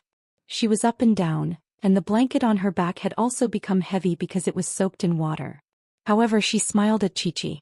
At this moment, she was very happy that she did not become a burden. Lu Yi and Hu Jun, the 2 old partners, were the fastest. They were the first to reach the destination. When Kong reached the end, he directly pulled the bamboo raft and relied on the buoyancy of his life jacket to float on the water. He was very proud of himself. Fong Beibei and Lin Yongjian worked together to get second place. As for Zhou Shimin, who was fighting alone, he pitifully fell behind. Fortunately, he joined Fang Beibei and Lin Yongjian's team to prepare dinner together. Although she was exhausted, Fang Beibei gritted her teeth and persevered. Lin Yongjian helped to start the fire. Zhou Shimin was in charge of roasting potatoes. She and Kiki washed the vegetables and made the vegetable chicken soup. I think Mama Ma's cooking is the best. Although there was no evaluation, Kiki proudly leaned into Fang Beibei's embrace. While eating, she smiled like a flower. Fang Beibei hugged Kiki and smiled without saying anything. All of today's hard work was worth it. Chapter 1406. On the day when Fang Beibei and Kiki were exhausted, Poplar Fruit didn't stay at home obediently. He drove to the military base to visit He Wenjue and Yang Jingdong. He had visited not long after he returned to Yangqing. This visit was mainly because he was worried about Yang Jingdong and wanted to see how he was recovering. Although he had a good relationship with these big brothers before, it wasn't until this time that he truly had a life-and-death relationship with them, just like he had with He Wenjue before. In order to save his daughter, the three brothers almost lost their lives in Myanmar. He Wenjue and Meng Sanhuo were still in good condition. Although they were hit by the bomb, they only had slight concussions. Before Poplar Fruit returned to Yangqing, the two of them had already returned to the military base for training. Yang Jingdong was slightly miserable. He was directly shaken down from the third floor by the explosion and fell on a pile of rubble. His external injuries were not serious because he had a bulletproof vest, but his ribs were directly broken into several pieces. Fortunately, he was lucky. After his ribs were broken, they did not pierce his heart and lungs. Otherwise, he would have died directly. After returning, his condition had stabilized, but Yang Jingdong seemed to have lost his soul. Sometimes, he would sit in front of the window and look at the sunset with a small sunflower that his comrades had given him. It was as if he had just fallen out of love. Everyone knew the reason. His beret was destroyed in the factory fire. The cleanup team that was sent out later only managed to pick up a piece of scrap metal. Yang Jingdong was a sniper and he loved his gun as much as his life. It was as if a soldier who specialized in training military dogs saw his comrades sacrificed. Naturally, he would feel terrible. It's no use trying to persuade him. This is a hurdle in his heart. It's like falling out of love. He has to cross it himself. He Wenjue told Poplar Fruit this. He Wenjue also lost his beloved gun in the fire. However, he was fine and managed to control his emotions quickly. Poplar Fruit also knew this feeling, or rather he could roughly understand what it was like. He Wenjue thought that he wouldn't be able to get his two Miao Dao back, but the cleanup team picked them up from the courtyard and handed them over to He Wenjue to bring back to Yangqing. Although Yang Jingdong's melancholy was not directly related to Poplar Fruit, this regret was indeed brought to Yang Jingdong by Poplar Fruit. If it weren't for the fact that they had to rescue Poplar Fruit's daughter, Yang Jingdong and the others wouldn't have fallen into such a dangerous situation. Of course, they wouldn't have been injured and lost their guns. Yang Jingdong didn't blame Poplar Fruit. When Poplar Fruit visited him for the first time, Yang Jingdong pretended that nothing had happened and chatted happily with Yang Jingdong. However, Poplar Fruit couldn't let this matter hurt big brother Yang Jingdong. This time he had come because He Wenjue had finally completed the task he had entrusted to him. It's all here. In the corridor of the hospital, Poplar Fruit and He Wenjue met sneakily like an underground organization. He Wenjue chuckled and stuffed an envelope into Poplar Fruit's hands. Poplar Fruit opened it and glanced at it, then smiled and nodded at He Wenjue. Poplar Fruit had gone in by himself. Yang Jingdong was lying on the bed reading a book. The cover of the book said Heizi's Poetry. A burly elite of the Special Forces was sitting on a clean bed, smelling the fragrance of flowers and reading the poems of the literati of the last century. There was no need to mention how strange this scene was. Poplar Fruit is here? When Yang Jingdong saw Yang Gue, a smile appeared on his face. He put down his book and smiled. Why are you here again? Didn't I tell you before? My injury is nothing serious. It takes 100 days to recover from a serious injury. My bones are injured, so I'll be fine after a month or two of rest. Look at you coming here twice a week as if I'm seriously injured. Yang Jingdong happily took the fruit from Poplar Fruit's hands. He didn't stand on ceremony with Poplar Fruit, but he still said roughly, "Don't worry, I'm not that weak. I won't be like a little girl, crying and needing someone to watch over me every day." Poplar Fruit smiled. When he first came in, Poplar Fruit thought that Yang Jingdong was going to give up his army and throw away his pen. Now, at least he had found Yang Jingdong's military temperament. He smiled and said, "I'm going on a business trip tomorrow. If I don't come and see you, how can I be at ease? How many days have you been here? Why aren't you recuperating? Going on a business trip again?" Yang Jingdong snorted and said, "Who's your leader? I'll tell him. You can't treat people like humans. Don't be afraid. Beat him up and he'll be honest." Poplar Fruit quickly comforted Yang Jingdong. This soldier's temper was still so bad that ordinary people couldn't accept it. It seemed that reading poems was just an illusion. He smiled and said, "It has nothing to do with my leader.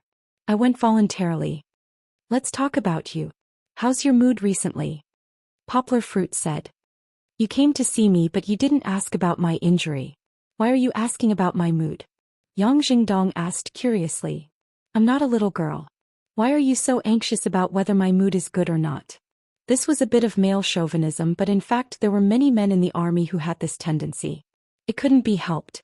The army was full of men. Poplar Fruit laughed and said, "How's your injury? I asked the doctor outside just now. The doctor knows you better than you do. What do I have to worry about? Look at yourself now, reading Heizi's poems. Is this something you should do?" Yang Jingdong wasn't angry. He stroked the book cover and said to Poplar Fruit, "This was sent by a girl in my hometown. She wanted me to cultivate my temperament. Now that I've read it, I realize that it makes sense." Girl. Poplar Fruit suddenly remembered that he Wenjua had said before that Yang Jingdong had a girlfriend in his hometown. It seemed that it was time to talk about marriage. He just didn't expect that the girlfriend was an artistic young woman. When Poplar Fruit was thinking about how an artistic young woman and a rough soldier could be together, Yang Jingdong had already flipped open the book of poems. With his rough voice he started to read sadly, "In the night, I have 3 sufferings. Wandering, love, survival. I have 3 blessings. Poetry, throne, Sunday. Wait, you've fallen out of love?" Poplar Fruit asked in surprise. "Nope." Yang Jingdong shook his head and explained himself, "I think the poem should be like this. I have 3 kinds of love. Women, brothers, and my gun. I have 3 kinds of suffering. I am injured, my brothers are killed, and oh, and my gun too. Fits my current state of mind." What a ridiculous poem, and it even rhymed. This was something that Heizi couldn't do. But Poplar Fruit looked at Yang Jingdong's rough face and felt uncomfortable. He patted his head and stopped chatting with Yang Jingdong. An envelope was thrown in front of his chest. The strength was very good and it just covered the book of poems. "What's this?" Yang Jingdong curiously opened the envelope and took out a few photos. He shouted in surprise, "Hi gun. It's my Barrett." Yang Jingdong's gloomy temperament was instantly swept away. He sat up in surprise and wasn't afraid of pulling his ribs. He shouted and looked at Poplar Fruit. "Look." Poplar Fruit laughed. "In my cupboard. In my cupboard." Yang Jingdong looked at Poplar Fruit in surprise and said, "Poplar Fruit, quick, give me a slap. I'm not dreaming, right?" Poplar Fruit laughed and said, "You're still injured, I don't dare to hit you. But I can responsibly tell you that you didn't see it wrong." "That's not right. I've seen it before. My gun was burned." Yang Jingdong finally calmed down. He frowned and looked at the identical Barrett in his military cupboard and asked in confusion, "You don't have to care about that. Anyway, you just need to know that your gun is back." Poplar Fruit laughed. Chapter 1407. Wenjua had special channels to buy an identical Barrett. Coincidentally, Poplar Fruit wanted to compensate Yang Jingdong, who had helped him so much but was still sad. The two hit it off and secretly prepared for a few days to give Yang Jingdong such a big surprise. This made Yang Jingdong, who had read Heizi's poetry collection and cultivated a hipster for a few days, instantly rise up. He held the photo and almost ran around the hospital barefoot. His serious rib injury seemed to have healed all of a sudden. Of course, Yang Jingdong still needed to continue recuperating. However, after his spirit recovered, Yang Jingdong no longer had that kind of melancholy of the setting sun. Instead, he radiated a fiery vitality from his bones to the outside. She believed that he would recover even faster, right? After Poplar Fruit saw that Yang Jingdong was better, he felt relieved and went home. He had to pack his luggage and wake up early the next morning to let Song Jiwen send him to the airport. Oh right, Song Jiwen, this guy had to be taught a lesson recently. This guy, after having a wife and a child, became lazy. He got off work on time and went home on time every day, no longer going to any entertainment venues. Moreover, after he was seriously injured, he only came to see him 3 or 4 times, actually quite a few times. And every time he visited, he only said a few words about his injury. He kept talking about his son all the time. He was more like a child slave than him. After returning to the old revolutionary area in Shijiang, it was finally time for the new recruits to rest after working hard for the whole day. But before that, there was a summary meeting. The village chief and the instructor started to calculate the results of the adults and children. Of course, the results referred to the number of red stars they obtained in a day. In the children's group, Kiki did not disappoint. Through her hard work, she obtained the most red stars. Her reward was a big red army kettle. The kettle was not pretty, but the little girl held it tightly in her arms, her face full of joy. Show this to Papa, he will be very happy, Kiki thought. Poplar Fruit was more than happy. He had brought this kettle with him to school. It was filled with hot water. When he taught the students, regardless of whether they were thirsty or not, he would take it out and drink it. He was so proud. Because it was his daughter's hard-earned prize and she gave it to her father. Of course, this was all in the future. Fong Beibei was not as outstanding as Kiki. After all, she was only a woman, but she worked very hard. Her results were not first or last, so she did not need to be punished. The ones to be punished were Lin Yongjian and Kong Kong and Xian Xian, who stood out to prevent Sister Nina from being punished. Kong Kong and Xuan Xuan's punishment was to stand guard at the door and prevent others from entering the house where they were stationed. As for Lin Yongjian, he had to run 30 laps around the courtyard. But the punishment was not painful. For Kong Kong and Xian Xian, during this process, they encountered many strange tests from the unscrupulous program team. For example, someone wanted to go to the toilet or someone sent a chicken feather letter. A letter with a chicken feather stuck on it.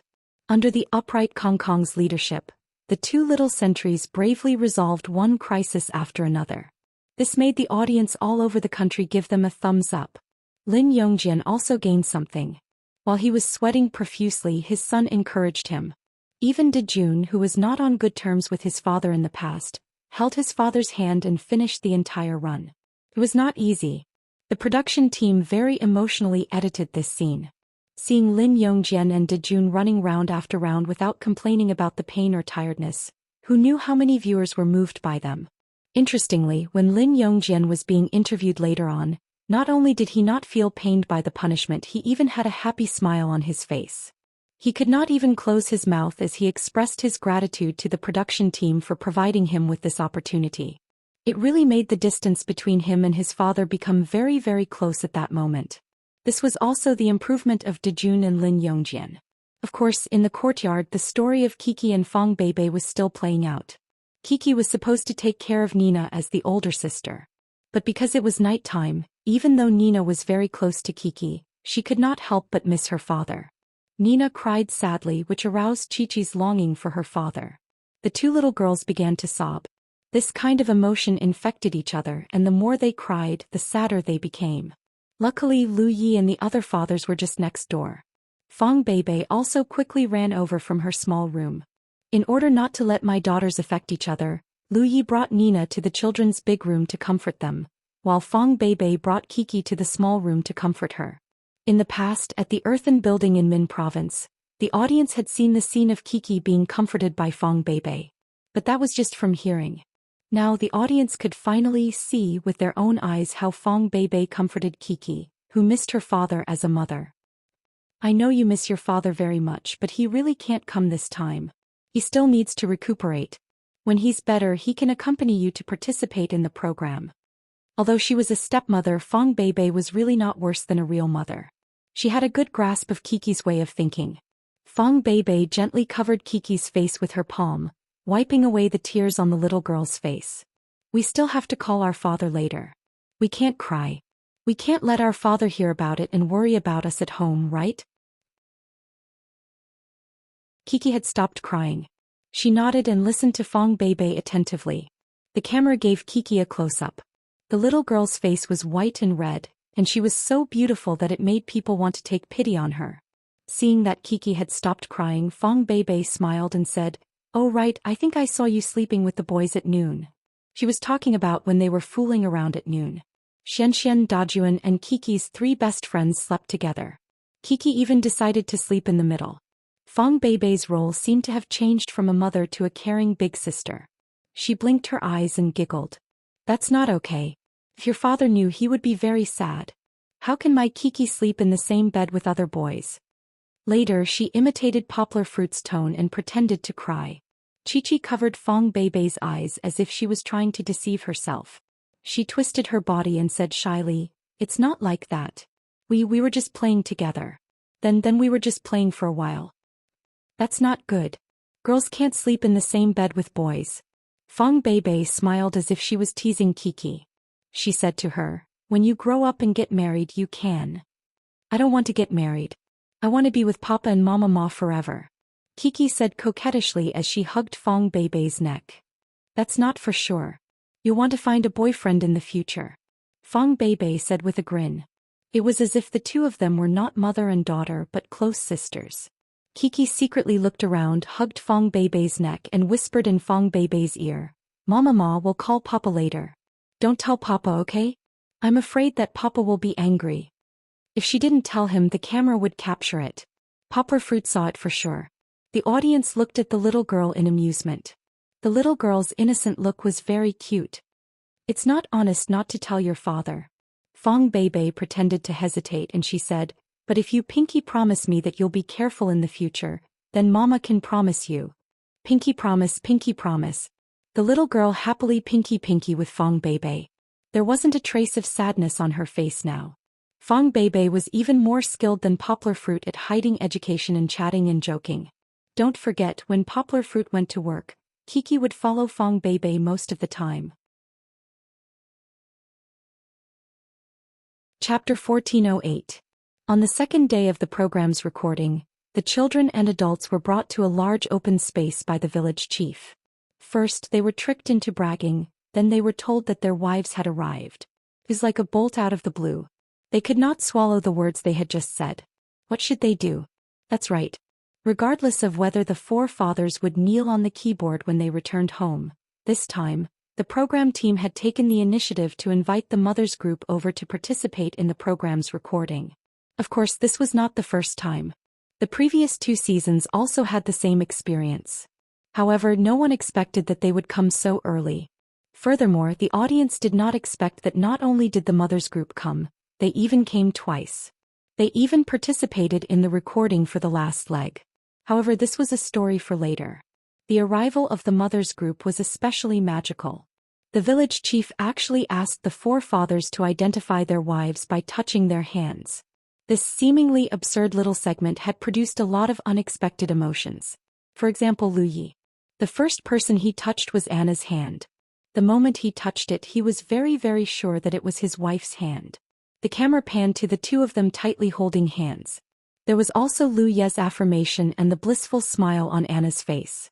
The phrase, "holding hands and growing old together," was probably the most appropriate one to use on this foreign couple, right? Among the audience, quite a number of them had learned about Lu Yi and Anna's love story through social media. Of course, at that time, most of them were concerned about the gossip between Lu Yi and Sienna, so they did some extended reading. However, what really touched them was this moment of holding hands. You can't see me, I can't see you, but with 2 hands holding hands, their hearts were connected. If not for the love that had never changed for the past 10 years, they would not have such a strong heartbeat when they touched each other. The sweet atmosphere between Lu Yi and Anna had an impact on many of the viewers in front of their televisions. Of course, it also had an impact on Fong Beibei and Kiki, who were at the scene. When the village chief announced the arrival of the other children's mothers, Fong Beibei had a moment of suffocation. She thought that Poplar Fruit had also come. She thought that it would be a surprise. Kiki also had the same thought. She came back to her senses and pulled her mother along to look for traces of her father. But he couldn't find it. Behind the curtain there were 4 smiling aunties. It was her little friend Nui. However, Kiki was not happy to see Nui. Instead, she was disappointed that she could not see her father. Fong Beibei was the same. She really wanted to see the sudden appearance of the Poplar Fruit. Yesterday's hard work made her miss the Poplar Fruit even more. It was not a deep longing that could be resolved with a phone call. However, in the end the village chief still told them, Poplar Fruit didn't come. Really, Kiki, I'm very sorry too. Indeed, Poplar Fruit did not come with the four mothers. He was still high up in the sky. Yonggwa didn't come, which made Fong Beibei and Chi-Chi extremely disappointed. Chi-Chi pursed her little mouth and almost cried. How could she not feel uncomfortable when she saw other families have their mothers come and reunite with their families, but she could only rely on each other with her mother. But the program still had to be recorded. Fong Beibei was afraid that Kiki would continue to be depressed, so she hid her disappointment in the bottom of her heart. She put on a smiling face and pulled Kiki to join the fathers in guessing their wives. Of course, the two of them had to guide the fathers. This was because other than Lu Yi, who was fast and accurate, the other fathers were blindfolded and lost for a long time, but still could not find their wives' hands. This process was still very joyous. For example, Lin Yongjian accidentally touched Lu Ye's arm or a staff member's hand. For a world champion like Zhou Shimin, he was still trembling and did not dare to touch it, afraid that he would go back and kneel on the washboard if he touched the wrong hand. Under such a joyous atmosphere, Kiki slowly got rid of her previous emotions. She also happily guided Fong Beibei. After the wife recognition segment was over, it was finally time to choose a house. Yesterday it was a shared bed, so for the first time, the fathers chose a house for the second day of the recording. And for the house selection segment, they once again added in a lovey-dovey princess carry game. The moment they heard the game's explanation, even the audience began to feel indignant for Fong Beibei. Motherfucker. So the genius goddess came to record the program just to take care of the children and then watch the four of you be lovey-dovey, right? These audience members, most of them were still single. Seeing them being lovey-dovey made their grievances explode. Look at Zhou Shimin. Every time he squatted down he would be able to enjoy a kiss from his wife on the cheek. The damage was multiplied by 100. Then look at Lu Yi. After the competition ended he immediately received a French kiss from Anna. The damage was multiplied by 100. The single dogs were about to cry from the abuse. Of course Fong Beibei did not have it easy either. In order to compete for a house she had to go behind the back of the assistant sister that Kiki had chosen, who was very good to the children, and compete with a group of lovey-dovey couples.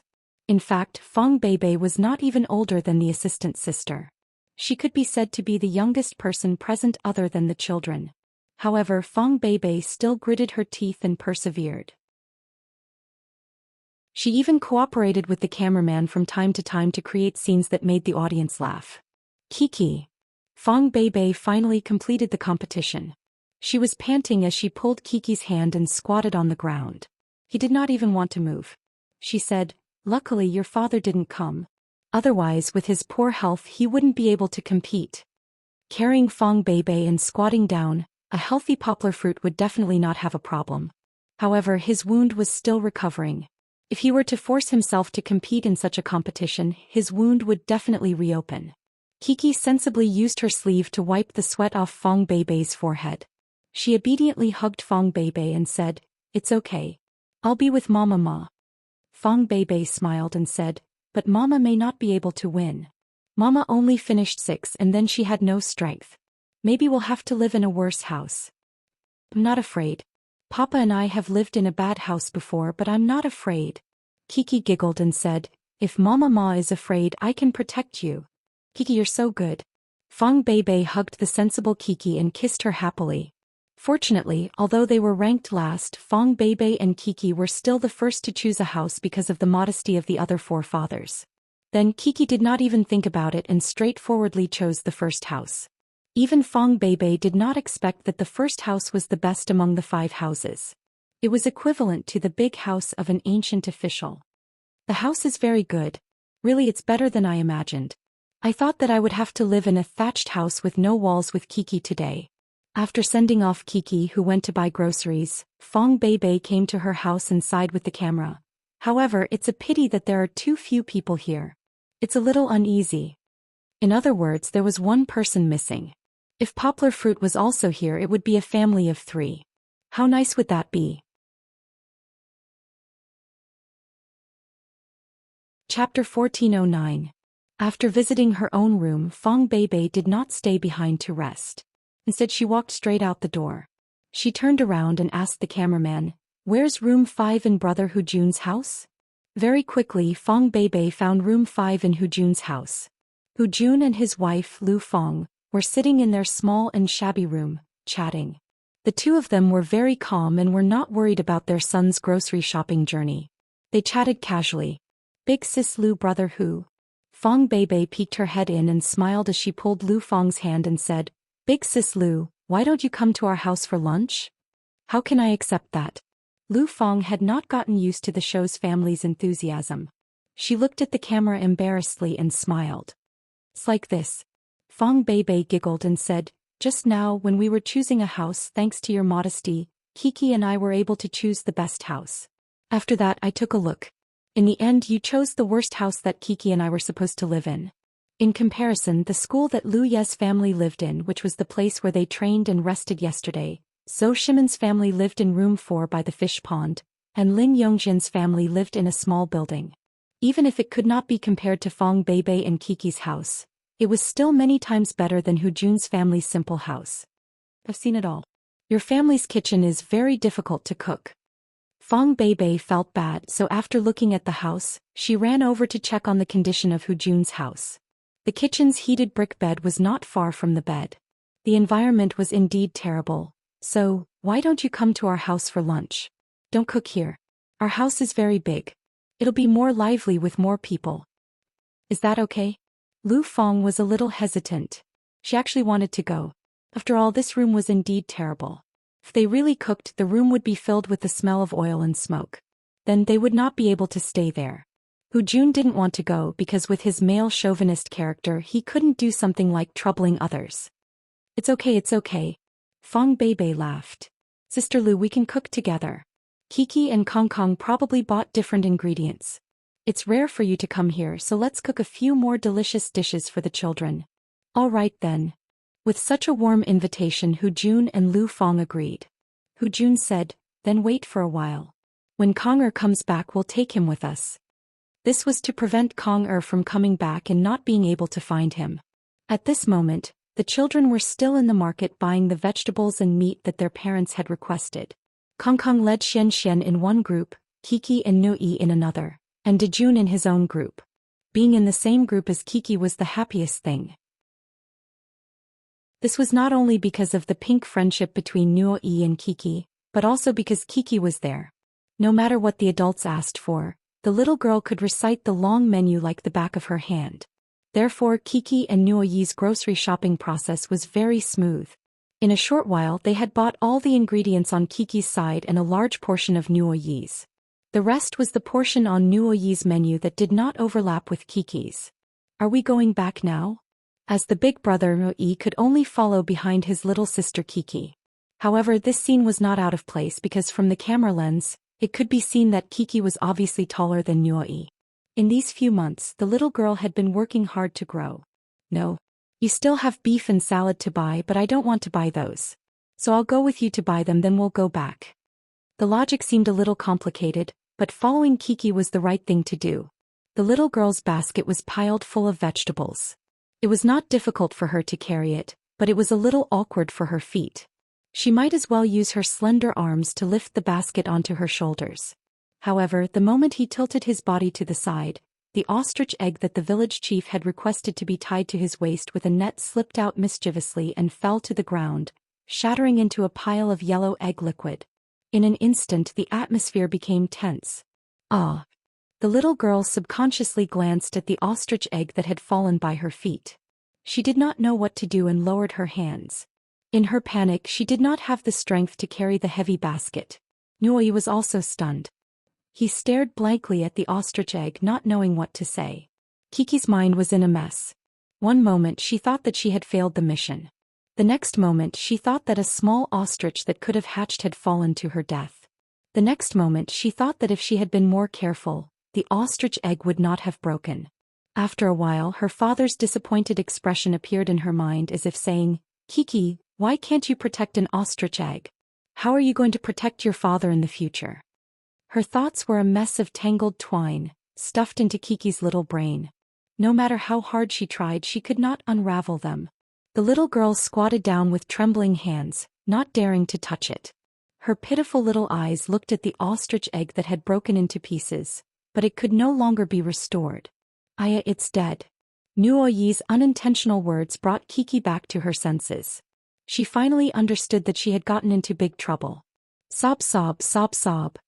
The little girl stood up, her hands frantically wiping her face, but even more teardrops formed a string and kept rolling down. Her pretty and fair face immediately became red and swollen from crying. That pitiful appearance made people unable to help but feel pity for her. Nuoi seemed to have finally understood something. He did not say any more words but sensibly came over. As he patted Kiki's back, he comforted her. Don't cry. It's fine. This was not enough. Kiki continued crying. Perhaps he had learned Lu Ye's big move. Nuoi embraced Kiki and pulled Kiki into his embrace. At this moment, many girls watching TV had Mary Sue plots. They looked at their male idol Nuoi with starry eyes, wishing that they could be the girl in his embrace. There were also many boys who were watching this scene with their girlfriends. They were being ravaged by their girlfriends. Look at them.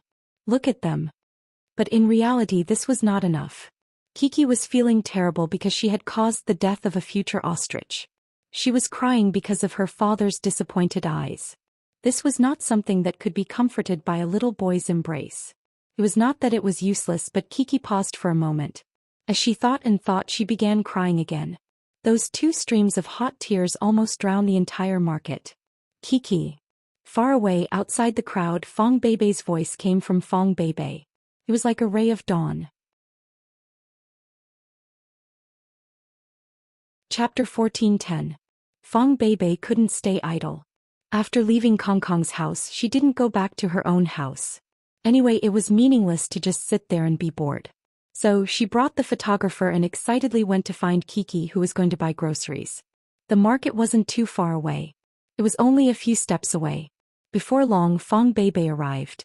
From afar, Fong Beibei could distinguish Kiki's sad cries from the noise of the crowd. Kiki. Kiki. Fong Beibei was anxious. She parted the crowd and rushed over. Kiki also heard Fong Beibei's call. She turned around and saw the anxious Fong Beibei. The little girl broke free from Nuoyi's arm and plunged her head into Fong Beibei's embrace. Mama ma, sob sob. Kiki found someone to rely on. She became more and more sad and tears quickly flowed out. What's wrong? What's wrong? Fong Beibei squatted down and let Kiki lean on her shoulder. Her soft left hand gently stroked Kiki's little head. She saw that Kiki was only crying and didn't seem to be hurt. Her anxious heart relaxed a little. Her egg fell. Nuoi scratched his head and pointed at the egg beside him. He helped to explain. It's okay. Kiki, don't cry. Fong Beibei sighed in relief. She smiled and gently patted Kiki's back. Kiki pursed her little mouth and sobbed. But my little ostrich is dead. It hasn't grown into a little ostrich yet. It's just an ostrich egg. Fong Beibei said gently. But it will become a little ostrich in the future. Kiki sobbed and said in a choked voice, I killed it. No, this is an ostrich egg. It's not for hatching young ostriches. Just like eggs, some eggs are for hatching chicks but some are for cooking.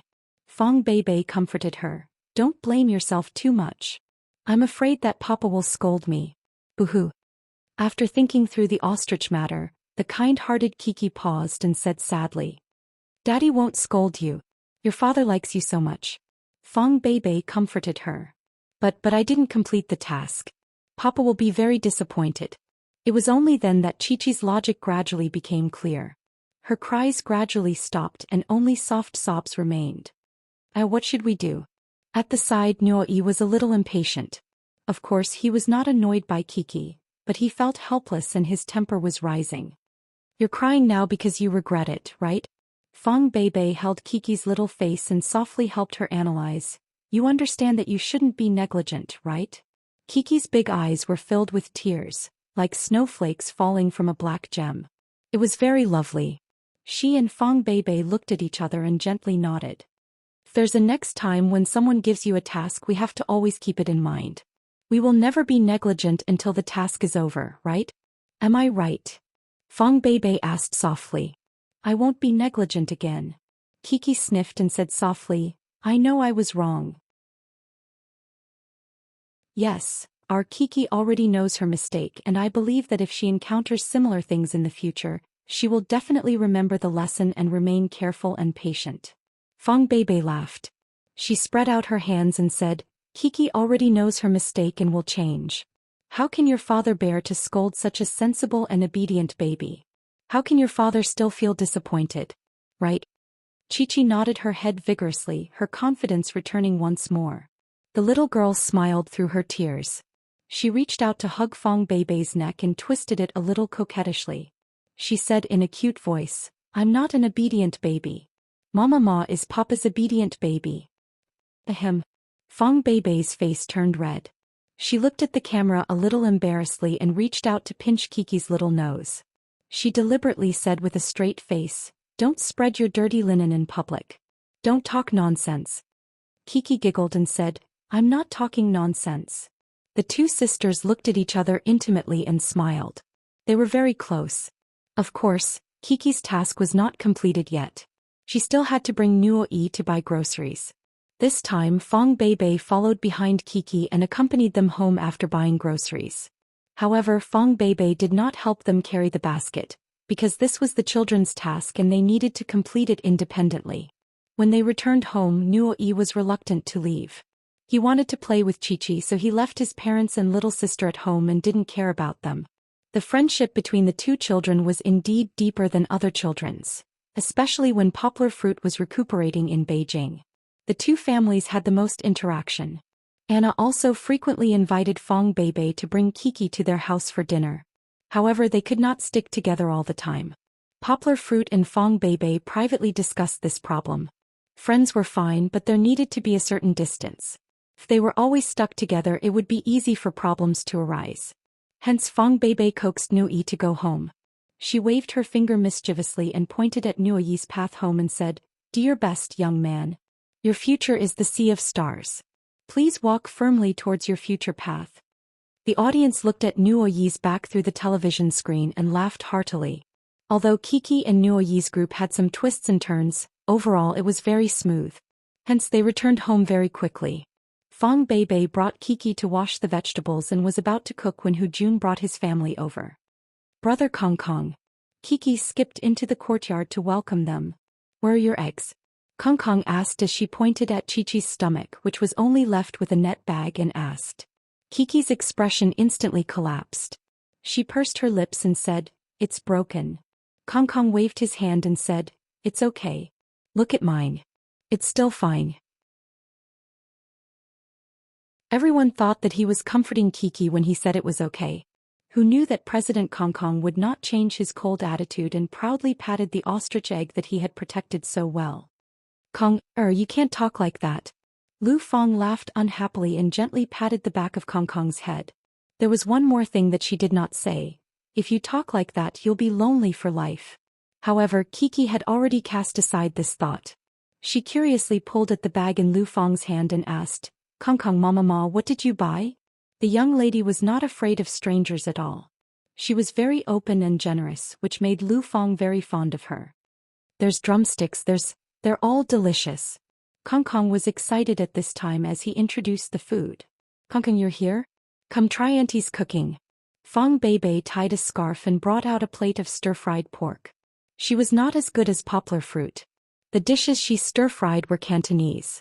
Once it was out of the pot, the aroma overflowed and immediately attracted the two little gluttonous worms. I want to eat, I want to eat.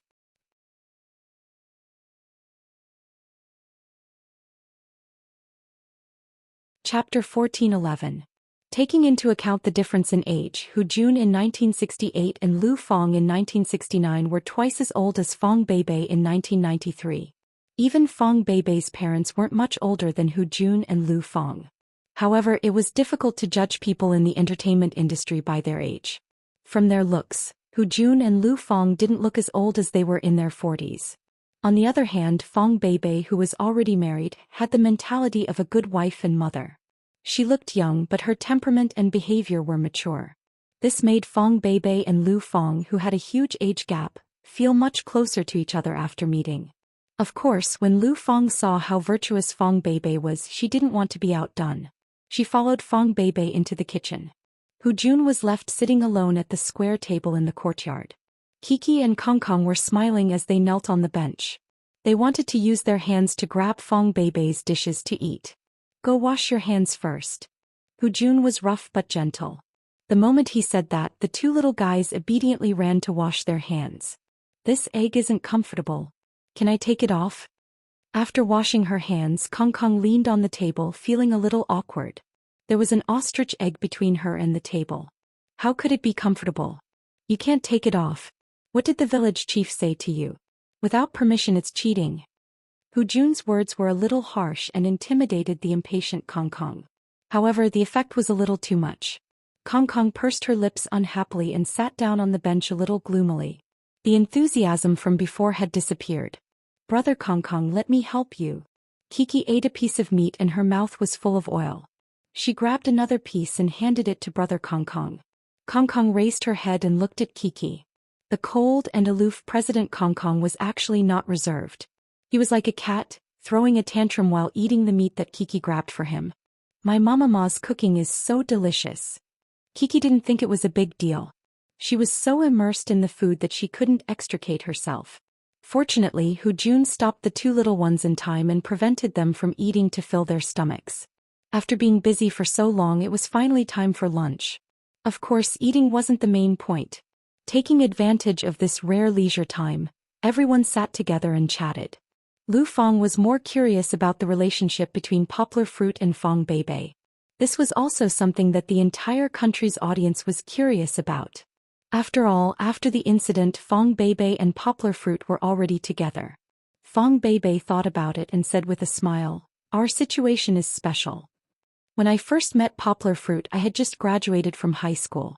Because I was recommended to Higashiyama University, I came early to Higashiyama University to play. At that time when I first saw him, he was carrying a child in his arms." Fong Beibei recounted. That child is actually me." Chi-Chi giggled as she pointed at her own face and laughed. "Everyone knew it was you." Yes, at that time, Kiki was only 2 months old. She was just a little one. Fong Beibei also laughed. Speaking of which, it was quite fate. Kiki liked me very much when she saw me.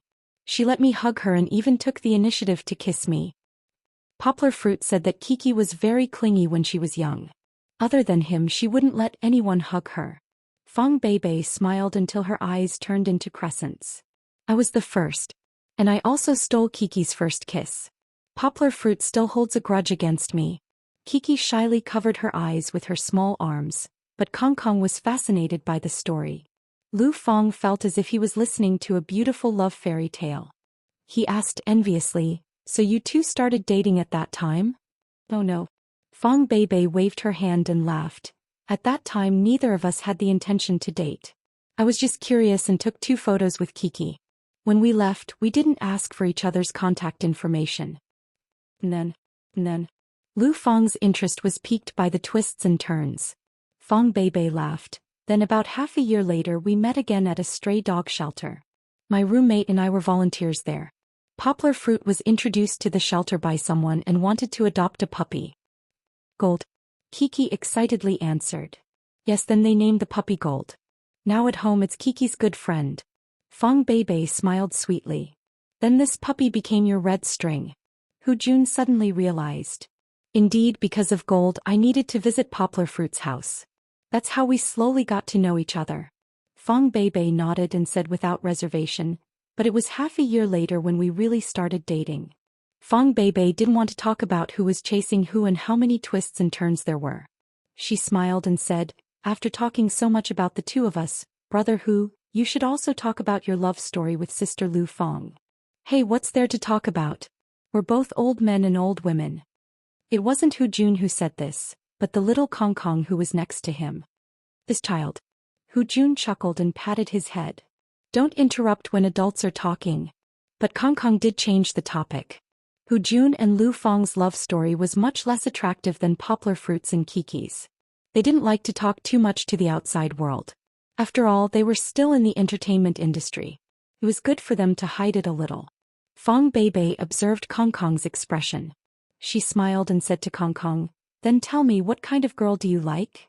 Fong Beibei didn't say that among the 4 boys in the program, she liked Kong Kong the most. It wasn't because Kong Kong was old and sensible, but because Kong Kong and Poplar Fruit were both Scorpios. The two of them had similar personalities. Poplar Fruit and Kong Kong were the kind of people who had their own pride. Relatively speaking, Kong Kong showed off his ability, while Poplar Fruit was a little more reserved and tactful. After all, he was more than 20 years older than Kong Kong. Poplar Fruit usually looked calm and collected. Once he encountered something he cared about or stood in the field he controlled, Poplar Fruit's aura could crush the world. Also, Yang Gua and Kong Kong were very similar to each other in terms of loyalty and loyalty. Poplar Fruit's relationship with his friends had always been very strong. For example, Song Jiwen, Fat Dragon, He Wenjua, and so on. For more distant ones, there were also big names like Che Injuan, Teacher He, Allen, Artel, and Beckham. Their friendship with Poplar Fruit didn't involve interests, but even if they were far away from interests, they could still maintain a sincere friendship. This was really rare in the impetuous modern society. Kong Kong was the same. He was also a good boy who valued friendship. His friendship with Sister Pomegranate was obvious to the whole country. Many people didn't know that the assistant sister of the program group was also good friends with him. But after all, Kong Kong was still a little boy. When he was asked by Fong Beibei and when Kiki, who was eating next to him, looked over curiously, his face turned red.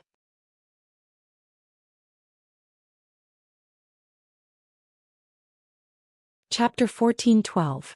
The leisurely afternoon was spent in laughter. Although Fong Beibei and Lu Fong did seriously ask Kong Kong and Kiki about the girl or boy they liked, the children's childlike answers made these serious topics very interesting. This was because of Kong Kong's surprising words, his unwillingness to play by the rules, Kiki's usual worship of her father, "I like boys who are as powerful as Papa," and Fong Beibei's occasional words to bridge the generation gap. This made everyone start to understand this controversial stepmother from another angle.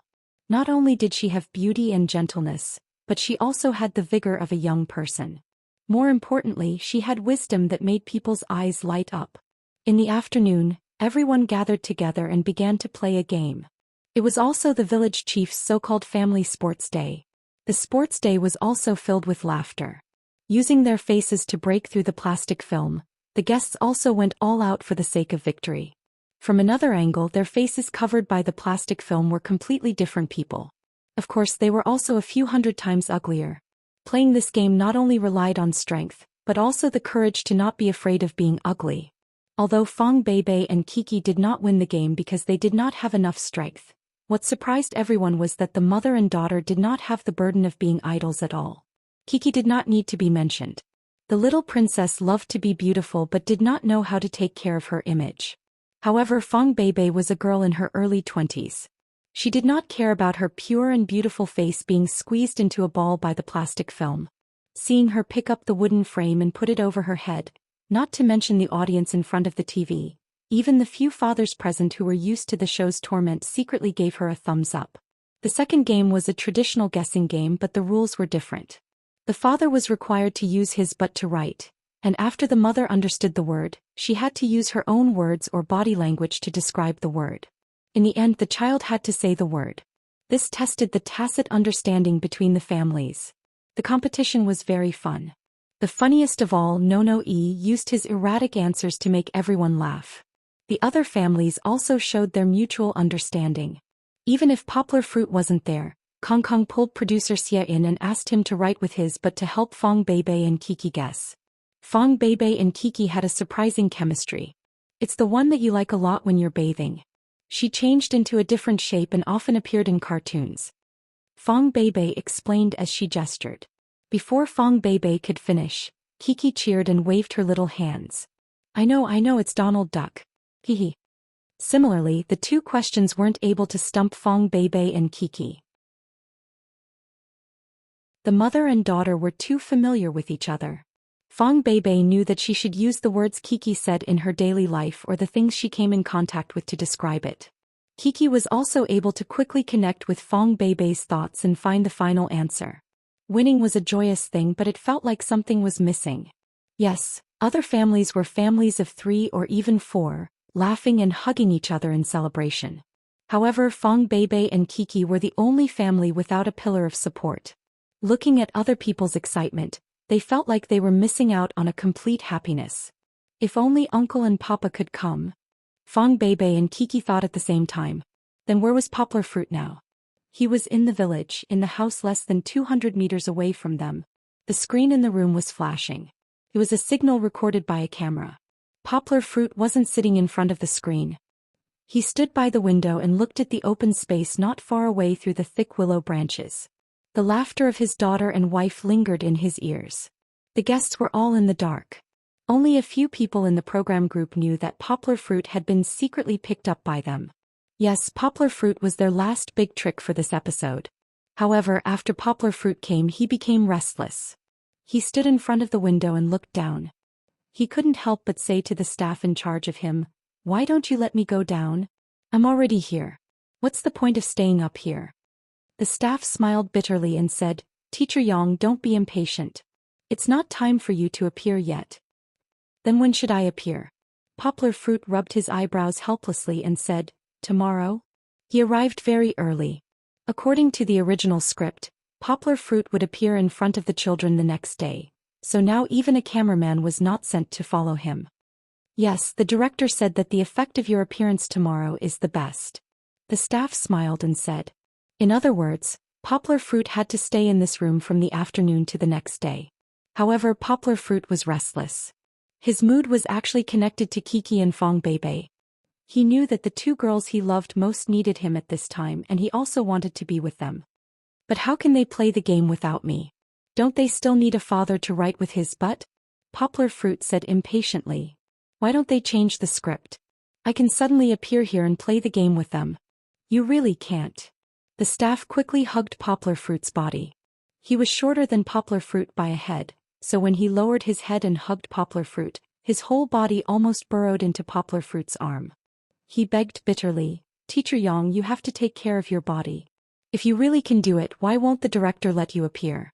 We are also thinking about your body." Actually, there was no other way. Poplar Fruit's body had not fully recovered, so it was impossible for him to be too tired. Even writing with his butt might cause his half-healed wound to rupture again.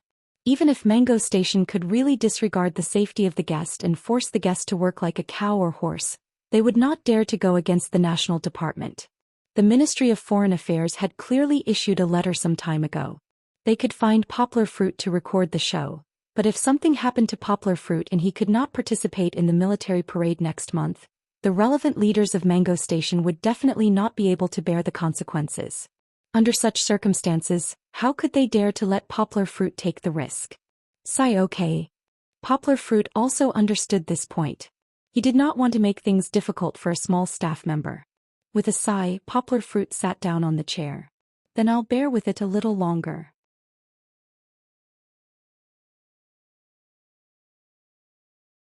Chapter 14-13. Ever since he was injured, Yang Guo had used his internal strength to nourish the wound and accelerate its recovery. This also caused Yang Guo to need more time to rest than before in order to recover his dantian, which was almost depleted every day. But even so, Poplar Fruit still woke up earlier than the average person. When the cameraman in charge of him woke up, Poplar Fruit had already quietly returned from outside. Of course, he didn't go out to train. Instead, he took advantage of the fact that Fong Beibei and Kiki were still sleeping soundly to sneak into their big house and peek at his wife and daughter through the window. Fong Beibei and Kiki were sleeping under the mosquito net. Kiki had already kicked off the small quilt, but Fong Beibei seemed to have pulled the small quilt back and covered it on Kiki's stomach. The weather was very hot, but the night was still quite cool. It was better to cover with the quilt and not catch a cold. Poplar Fruit only peeked twice before turning around to leave. He was in a good mood because he could soon bid farewell to the long wait and meet up with Fong Beibei and Kiki. "Let's go." After returning, Poplar Fruit, who had already washed up, tidied himself up and smiled at his cameraman. First, they had a simple breakfast. He was the first to arrive at the dressing room. Here, the two makeup artists who were yawning had been waiting for a long time. "Morning. It's been hard on you guys to wake up so early." Poplar Fruit entered the door and smiled as he waved his hand. Teacher Yang is here." The two makeup artists looked at Poplar Fruit in surprise. They were different from my daughter. They usually saw many stars in the dressing room of Mango TV, so they didn't have a strong desire to chase after stars. Even when they saw those little fresh meat that often caused screams, they weren't very excited. But Poplar Fruit was different. Poplar Fruit's handsomeness wasn't earth-shattering. At most, it was the kind of handsomeness that was worth looking at. However, there was a mellow temperament about him that contrasted with his youth. Instead, he was like a book with a fresh cover and rich content. Looking at his shoulders, you would feel very at ease. Looking at his face, you would feel very warm. Then, looking into his deep eyes, you would feel that you would slowly become intoxicated, just like drinking a glass of red wine with a strong aftereffect. Therefore, it was no wonder that these makeup artists who had seen countless people would become nervous when they saw Poplar Fruit. One of them even glanced at the mirror and scratched her hair that was sticking up because she hadn't taken care of it carefully. Ahem, don't just look at handsome guys. The assistant director, who had woken up early, instructed, hurry up and put on Poplar Fruit's makeup. Otherwise, when they wake up later, they'll crash. Didn't they keep Poplar Fruit from appearing because they wanted to give the show a surprise? The makeup artist's expressions quickly became serious. The assistant director's words were like an imperial edict. Who would dare to disobey? They quickly pressed Poplar Fruit onto the chair and used all kinds of makeup on the table. Some of them were even made on the spot and drew on Poplar Fruit's face. Is this the old age makeup?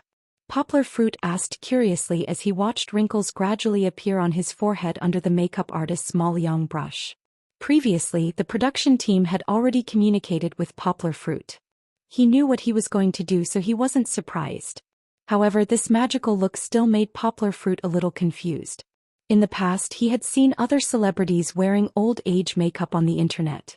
Some of them were directly photoshopped with computer algorithms. In front of the mirror, watching oneself grow old bit by bit was a wonderful feeling. Don't talk. After the makeup artist got into the mood, she couldn't care less about her love for Poplar Fruit.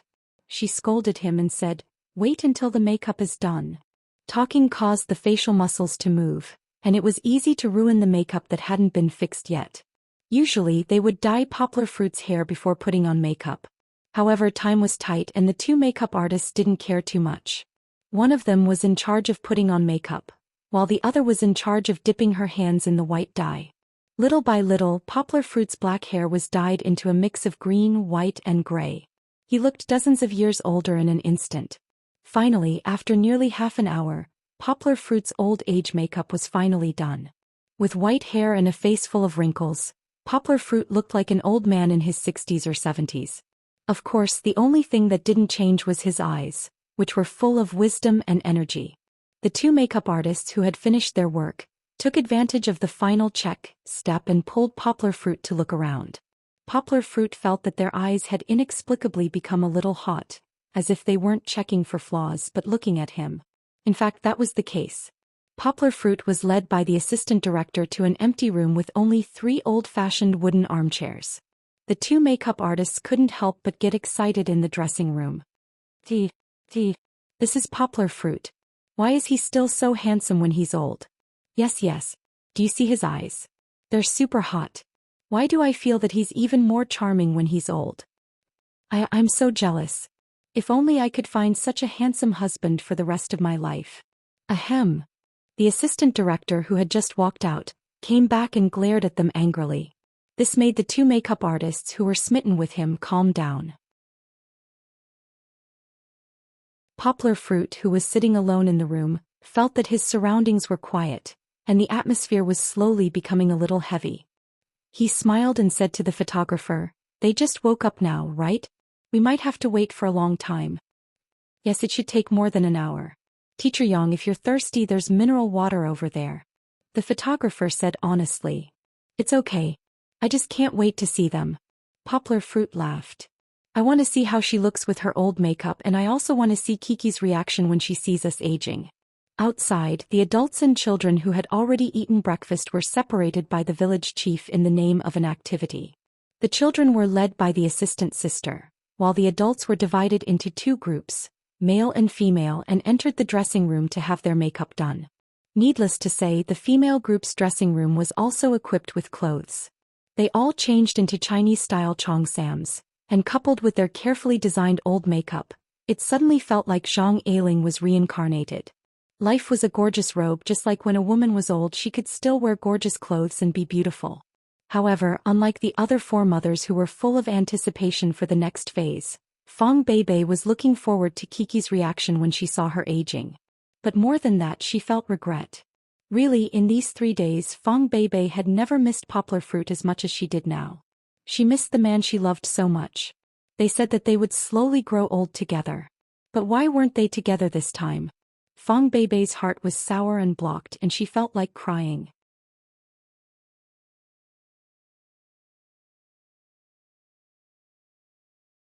Chapter 14:14. With a trace of regret, Fang Beibei came to a house under the guidance of the photographer. She turned her head and asked with a smile, "Is it here?" The photographer nodded and said, "Yes, just open the door and go in." Fang Beibei gently put her hand on the iron ring of the door. The moment she used her strength, her heart suddenly pounded involuntarily. Before he had time to think, Fang Beibei had already opened the door. Creak, creak, creak. The old door groaned as the light from the outside slowly entered the house. As the door slowly opened, a figure sitting on an armchair gradually came into view. Oh!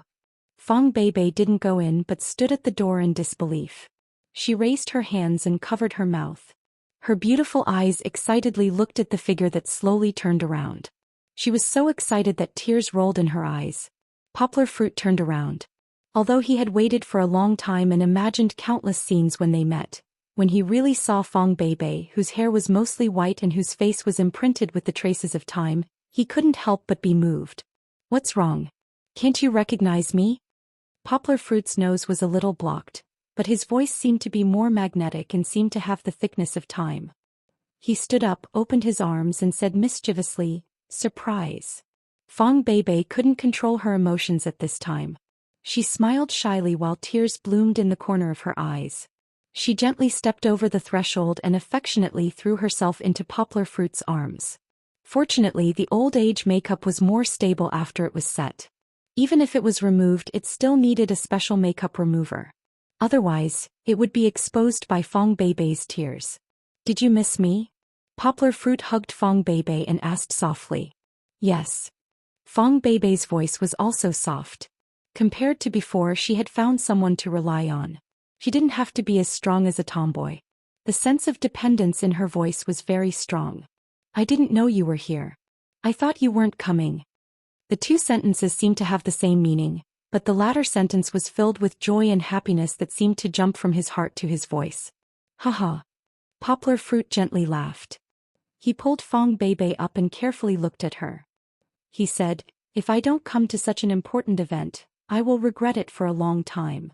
Fang Beibei felt Poplar Fruit's burning gaze. She shyly touched her face and asked, "Do I look ugly now?"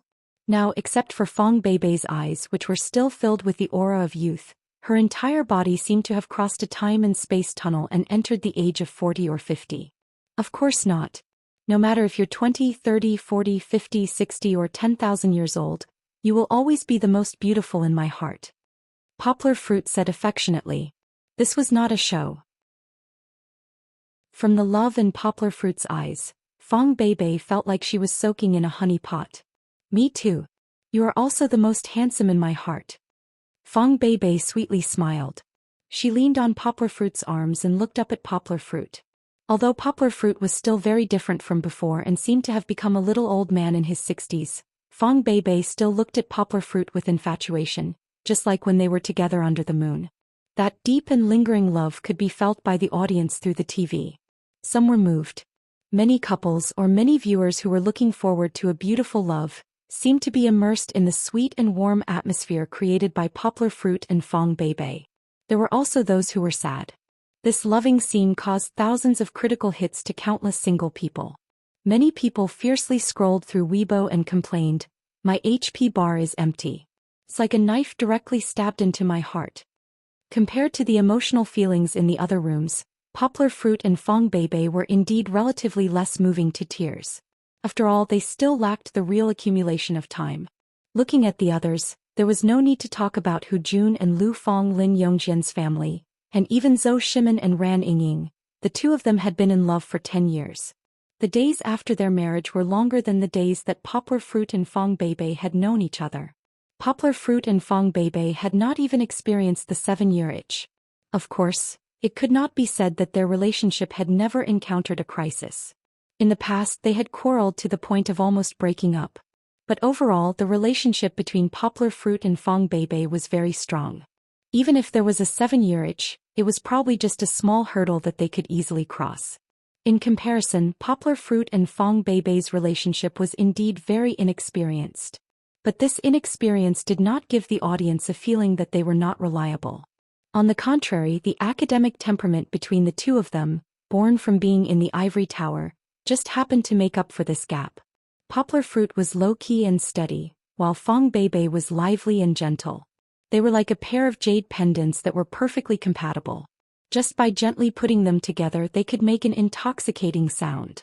At this moment, looking at the white-haired couple who were still cuddling under the morning light, holding hands and gazing at each other, even the pickiest audience was willing to give their blessings. That's it. Live well for the rest of your life. There was only one exception. Time and space changed and a person hugged a pillow in front of the TV feeling dejected.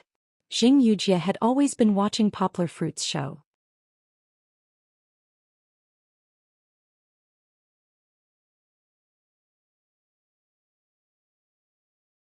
Chapter 14-15.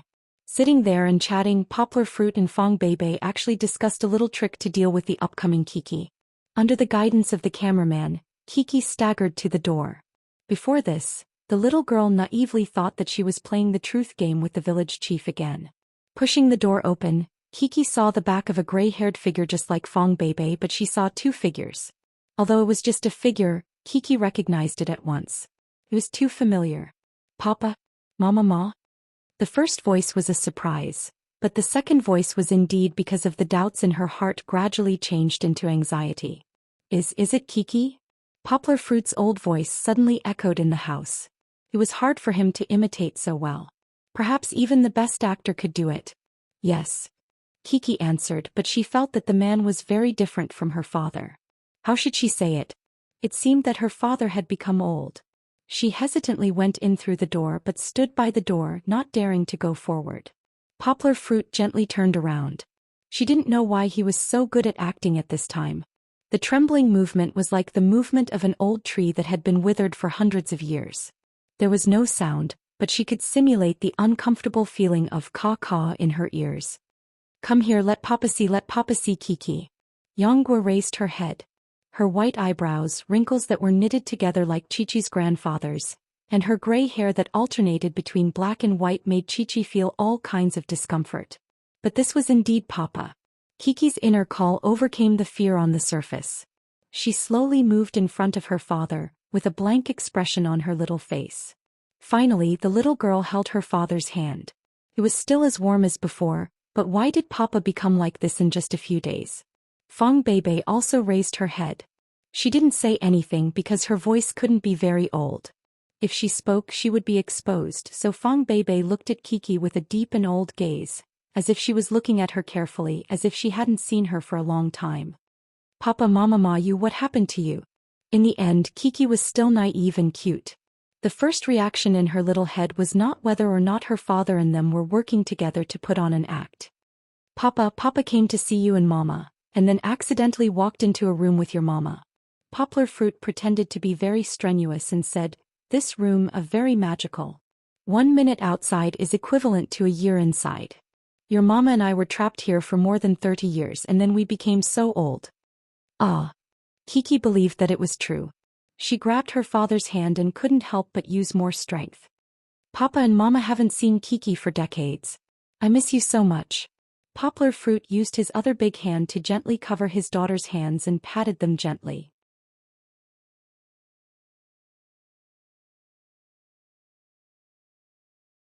He blinked his eyes and made a sad expression, but he couldn't shed a tear. It seemed that his acting skills were still a little lacking compared to the movie Emperor. Kiki's little heart was touched by her father's sad words. She pitifully hugged her father's hand and asked in a trembling voice, Papa, will you die? Maybe Papa's old. Poplar Fruit seemed to have learned from Lu Yi that he wouldn't stop until he made his daughter cry. His words became the fuse that ignited Kiki's emotional outburst. "Woo, I don't want Papa to die. I don't want to. Kiki's thoughts were already in a mess. Just like when Poplar Fruit saved her in the factory, her control was far weaker than her father's. She hugged her father's arm and cried with snot and tears. Seeing the little girl's sad appearance, the audience felt so distressed that they couldn't help but scold Poplar Fruit. "Can't you speak properly?" Poplar Fruit secretly laughed and said, "Don't be so sad, your papa is still fine. In the future when he's old he might get sick and die, but you don't have to cry because life, old age, sickness and death, this is our life." Fong Beibei secretly patted Poplar Fruit's arm and looked at Poplar Fruit reproachfully as if to say, "That's enough, don't cause trouble." Kiki violently shook her head. She felt so uncomfortable that her nose was blocked. She sobbed and said, I don't want Papa to die. Papa is dead, what am I going to do?" Hearing this, everyone's heart ached. Kiki, who had relied on her father since she was young, couldn't imagine not having her father by her side. In fact, she had experienced the time when she was kidnapped and Poplar Fruit was seriously injured, but at least Poplar Fruit was still there, so there was still hope. Fong Beibei's tear ducts were shallow, so when she heard the little girl's voice that sounded as if the sky had collapsed, she couldn't help but tear up. "No, Papa isn't dead yet. Can't Papa be with you for a few more decades?" Poplar Fruit quickly picked up his daughter, held her in his arms and gently comforted her. "When you grow up, fall in love, find someone who can protect you like Papa, and then get married." "I don't want to, woo-woo." Kiki, in her father's arms, shook her little head and cried, "I don't want to grow up, I don't want to fall in love, I don't want to get married. I want Papa, woo-woo." "You." Fong Beibei rebuked Poplar Fruit with a glare. She moved to the position in front of Poplar Fruit, moved the armchair forward and sat very close to Kiki and Poplar Fruit. She gently pulled Kiki's little hand. "Kiki, Papa and Mama will grow old and one day we will all become like this." Fong Beibei's other hand wiped away the tears on Kiki's face, who was in Poplar Fruit's arms, and softly said, "Then you will become a big girl. Don't say that you don't want to." Fong Beibei said with a smile, "Papa and I are very happy to see you grow up day by day. Just like how you used to be so small but now you have grown so beautiful." Kiki's crying gradually stopped under Fong Beibei's gentle voice. The little girl's eyes were red and her long eyelashes were still hanging tears. "You don't want to see Papa and Mama grow old, and Papa and Mama also don't want to grow old so quickly, but we will cherish every minute and every second that we have together, right?" Fong Beibei said with a smile. "As long as we are together, our lives will be complete and happy. But Papa is getting old and Mama Ma is also getting old. I understand the reason." Kiki sniffed and her voice was heard softly, "I haven't grown up yet and I can't take care of you." At this moment, Kiki's thinking was very different from before, but her sincere words were better than any words of love. No matter how stone-hearted the audience was, they would melt into a bowl of warm tea. Moved Poplar Fruit in Fong Beibei's eyes, and also filled the entire lens and the entire TV screen. That you're tuning into the Dreamy Chapters YouTube channel. We're so grateful for your support, and don't forget to subscribe to join us on this incredible journey through captivating stories. Your generosity through donations truly makes a world of difference, as it's the primary source of revenue that allows me to expand and enhance this channel for you. Thank you from the bottom of my heart for being a part of this adventure.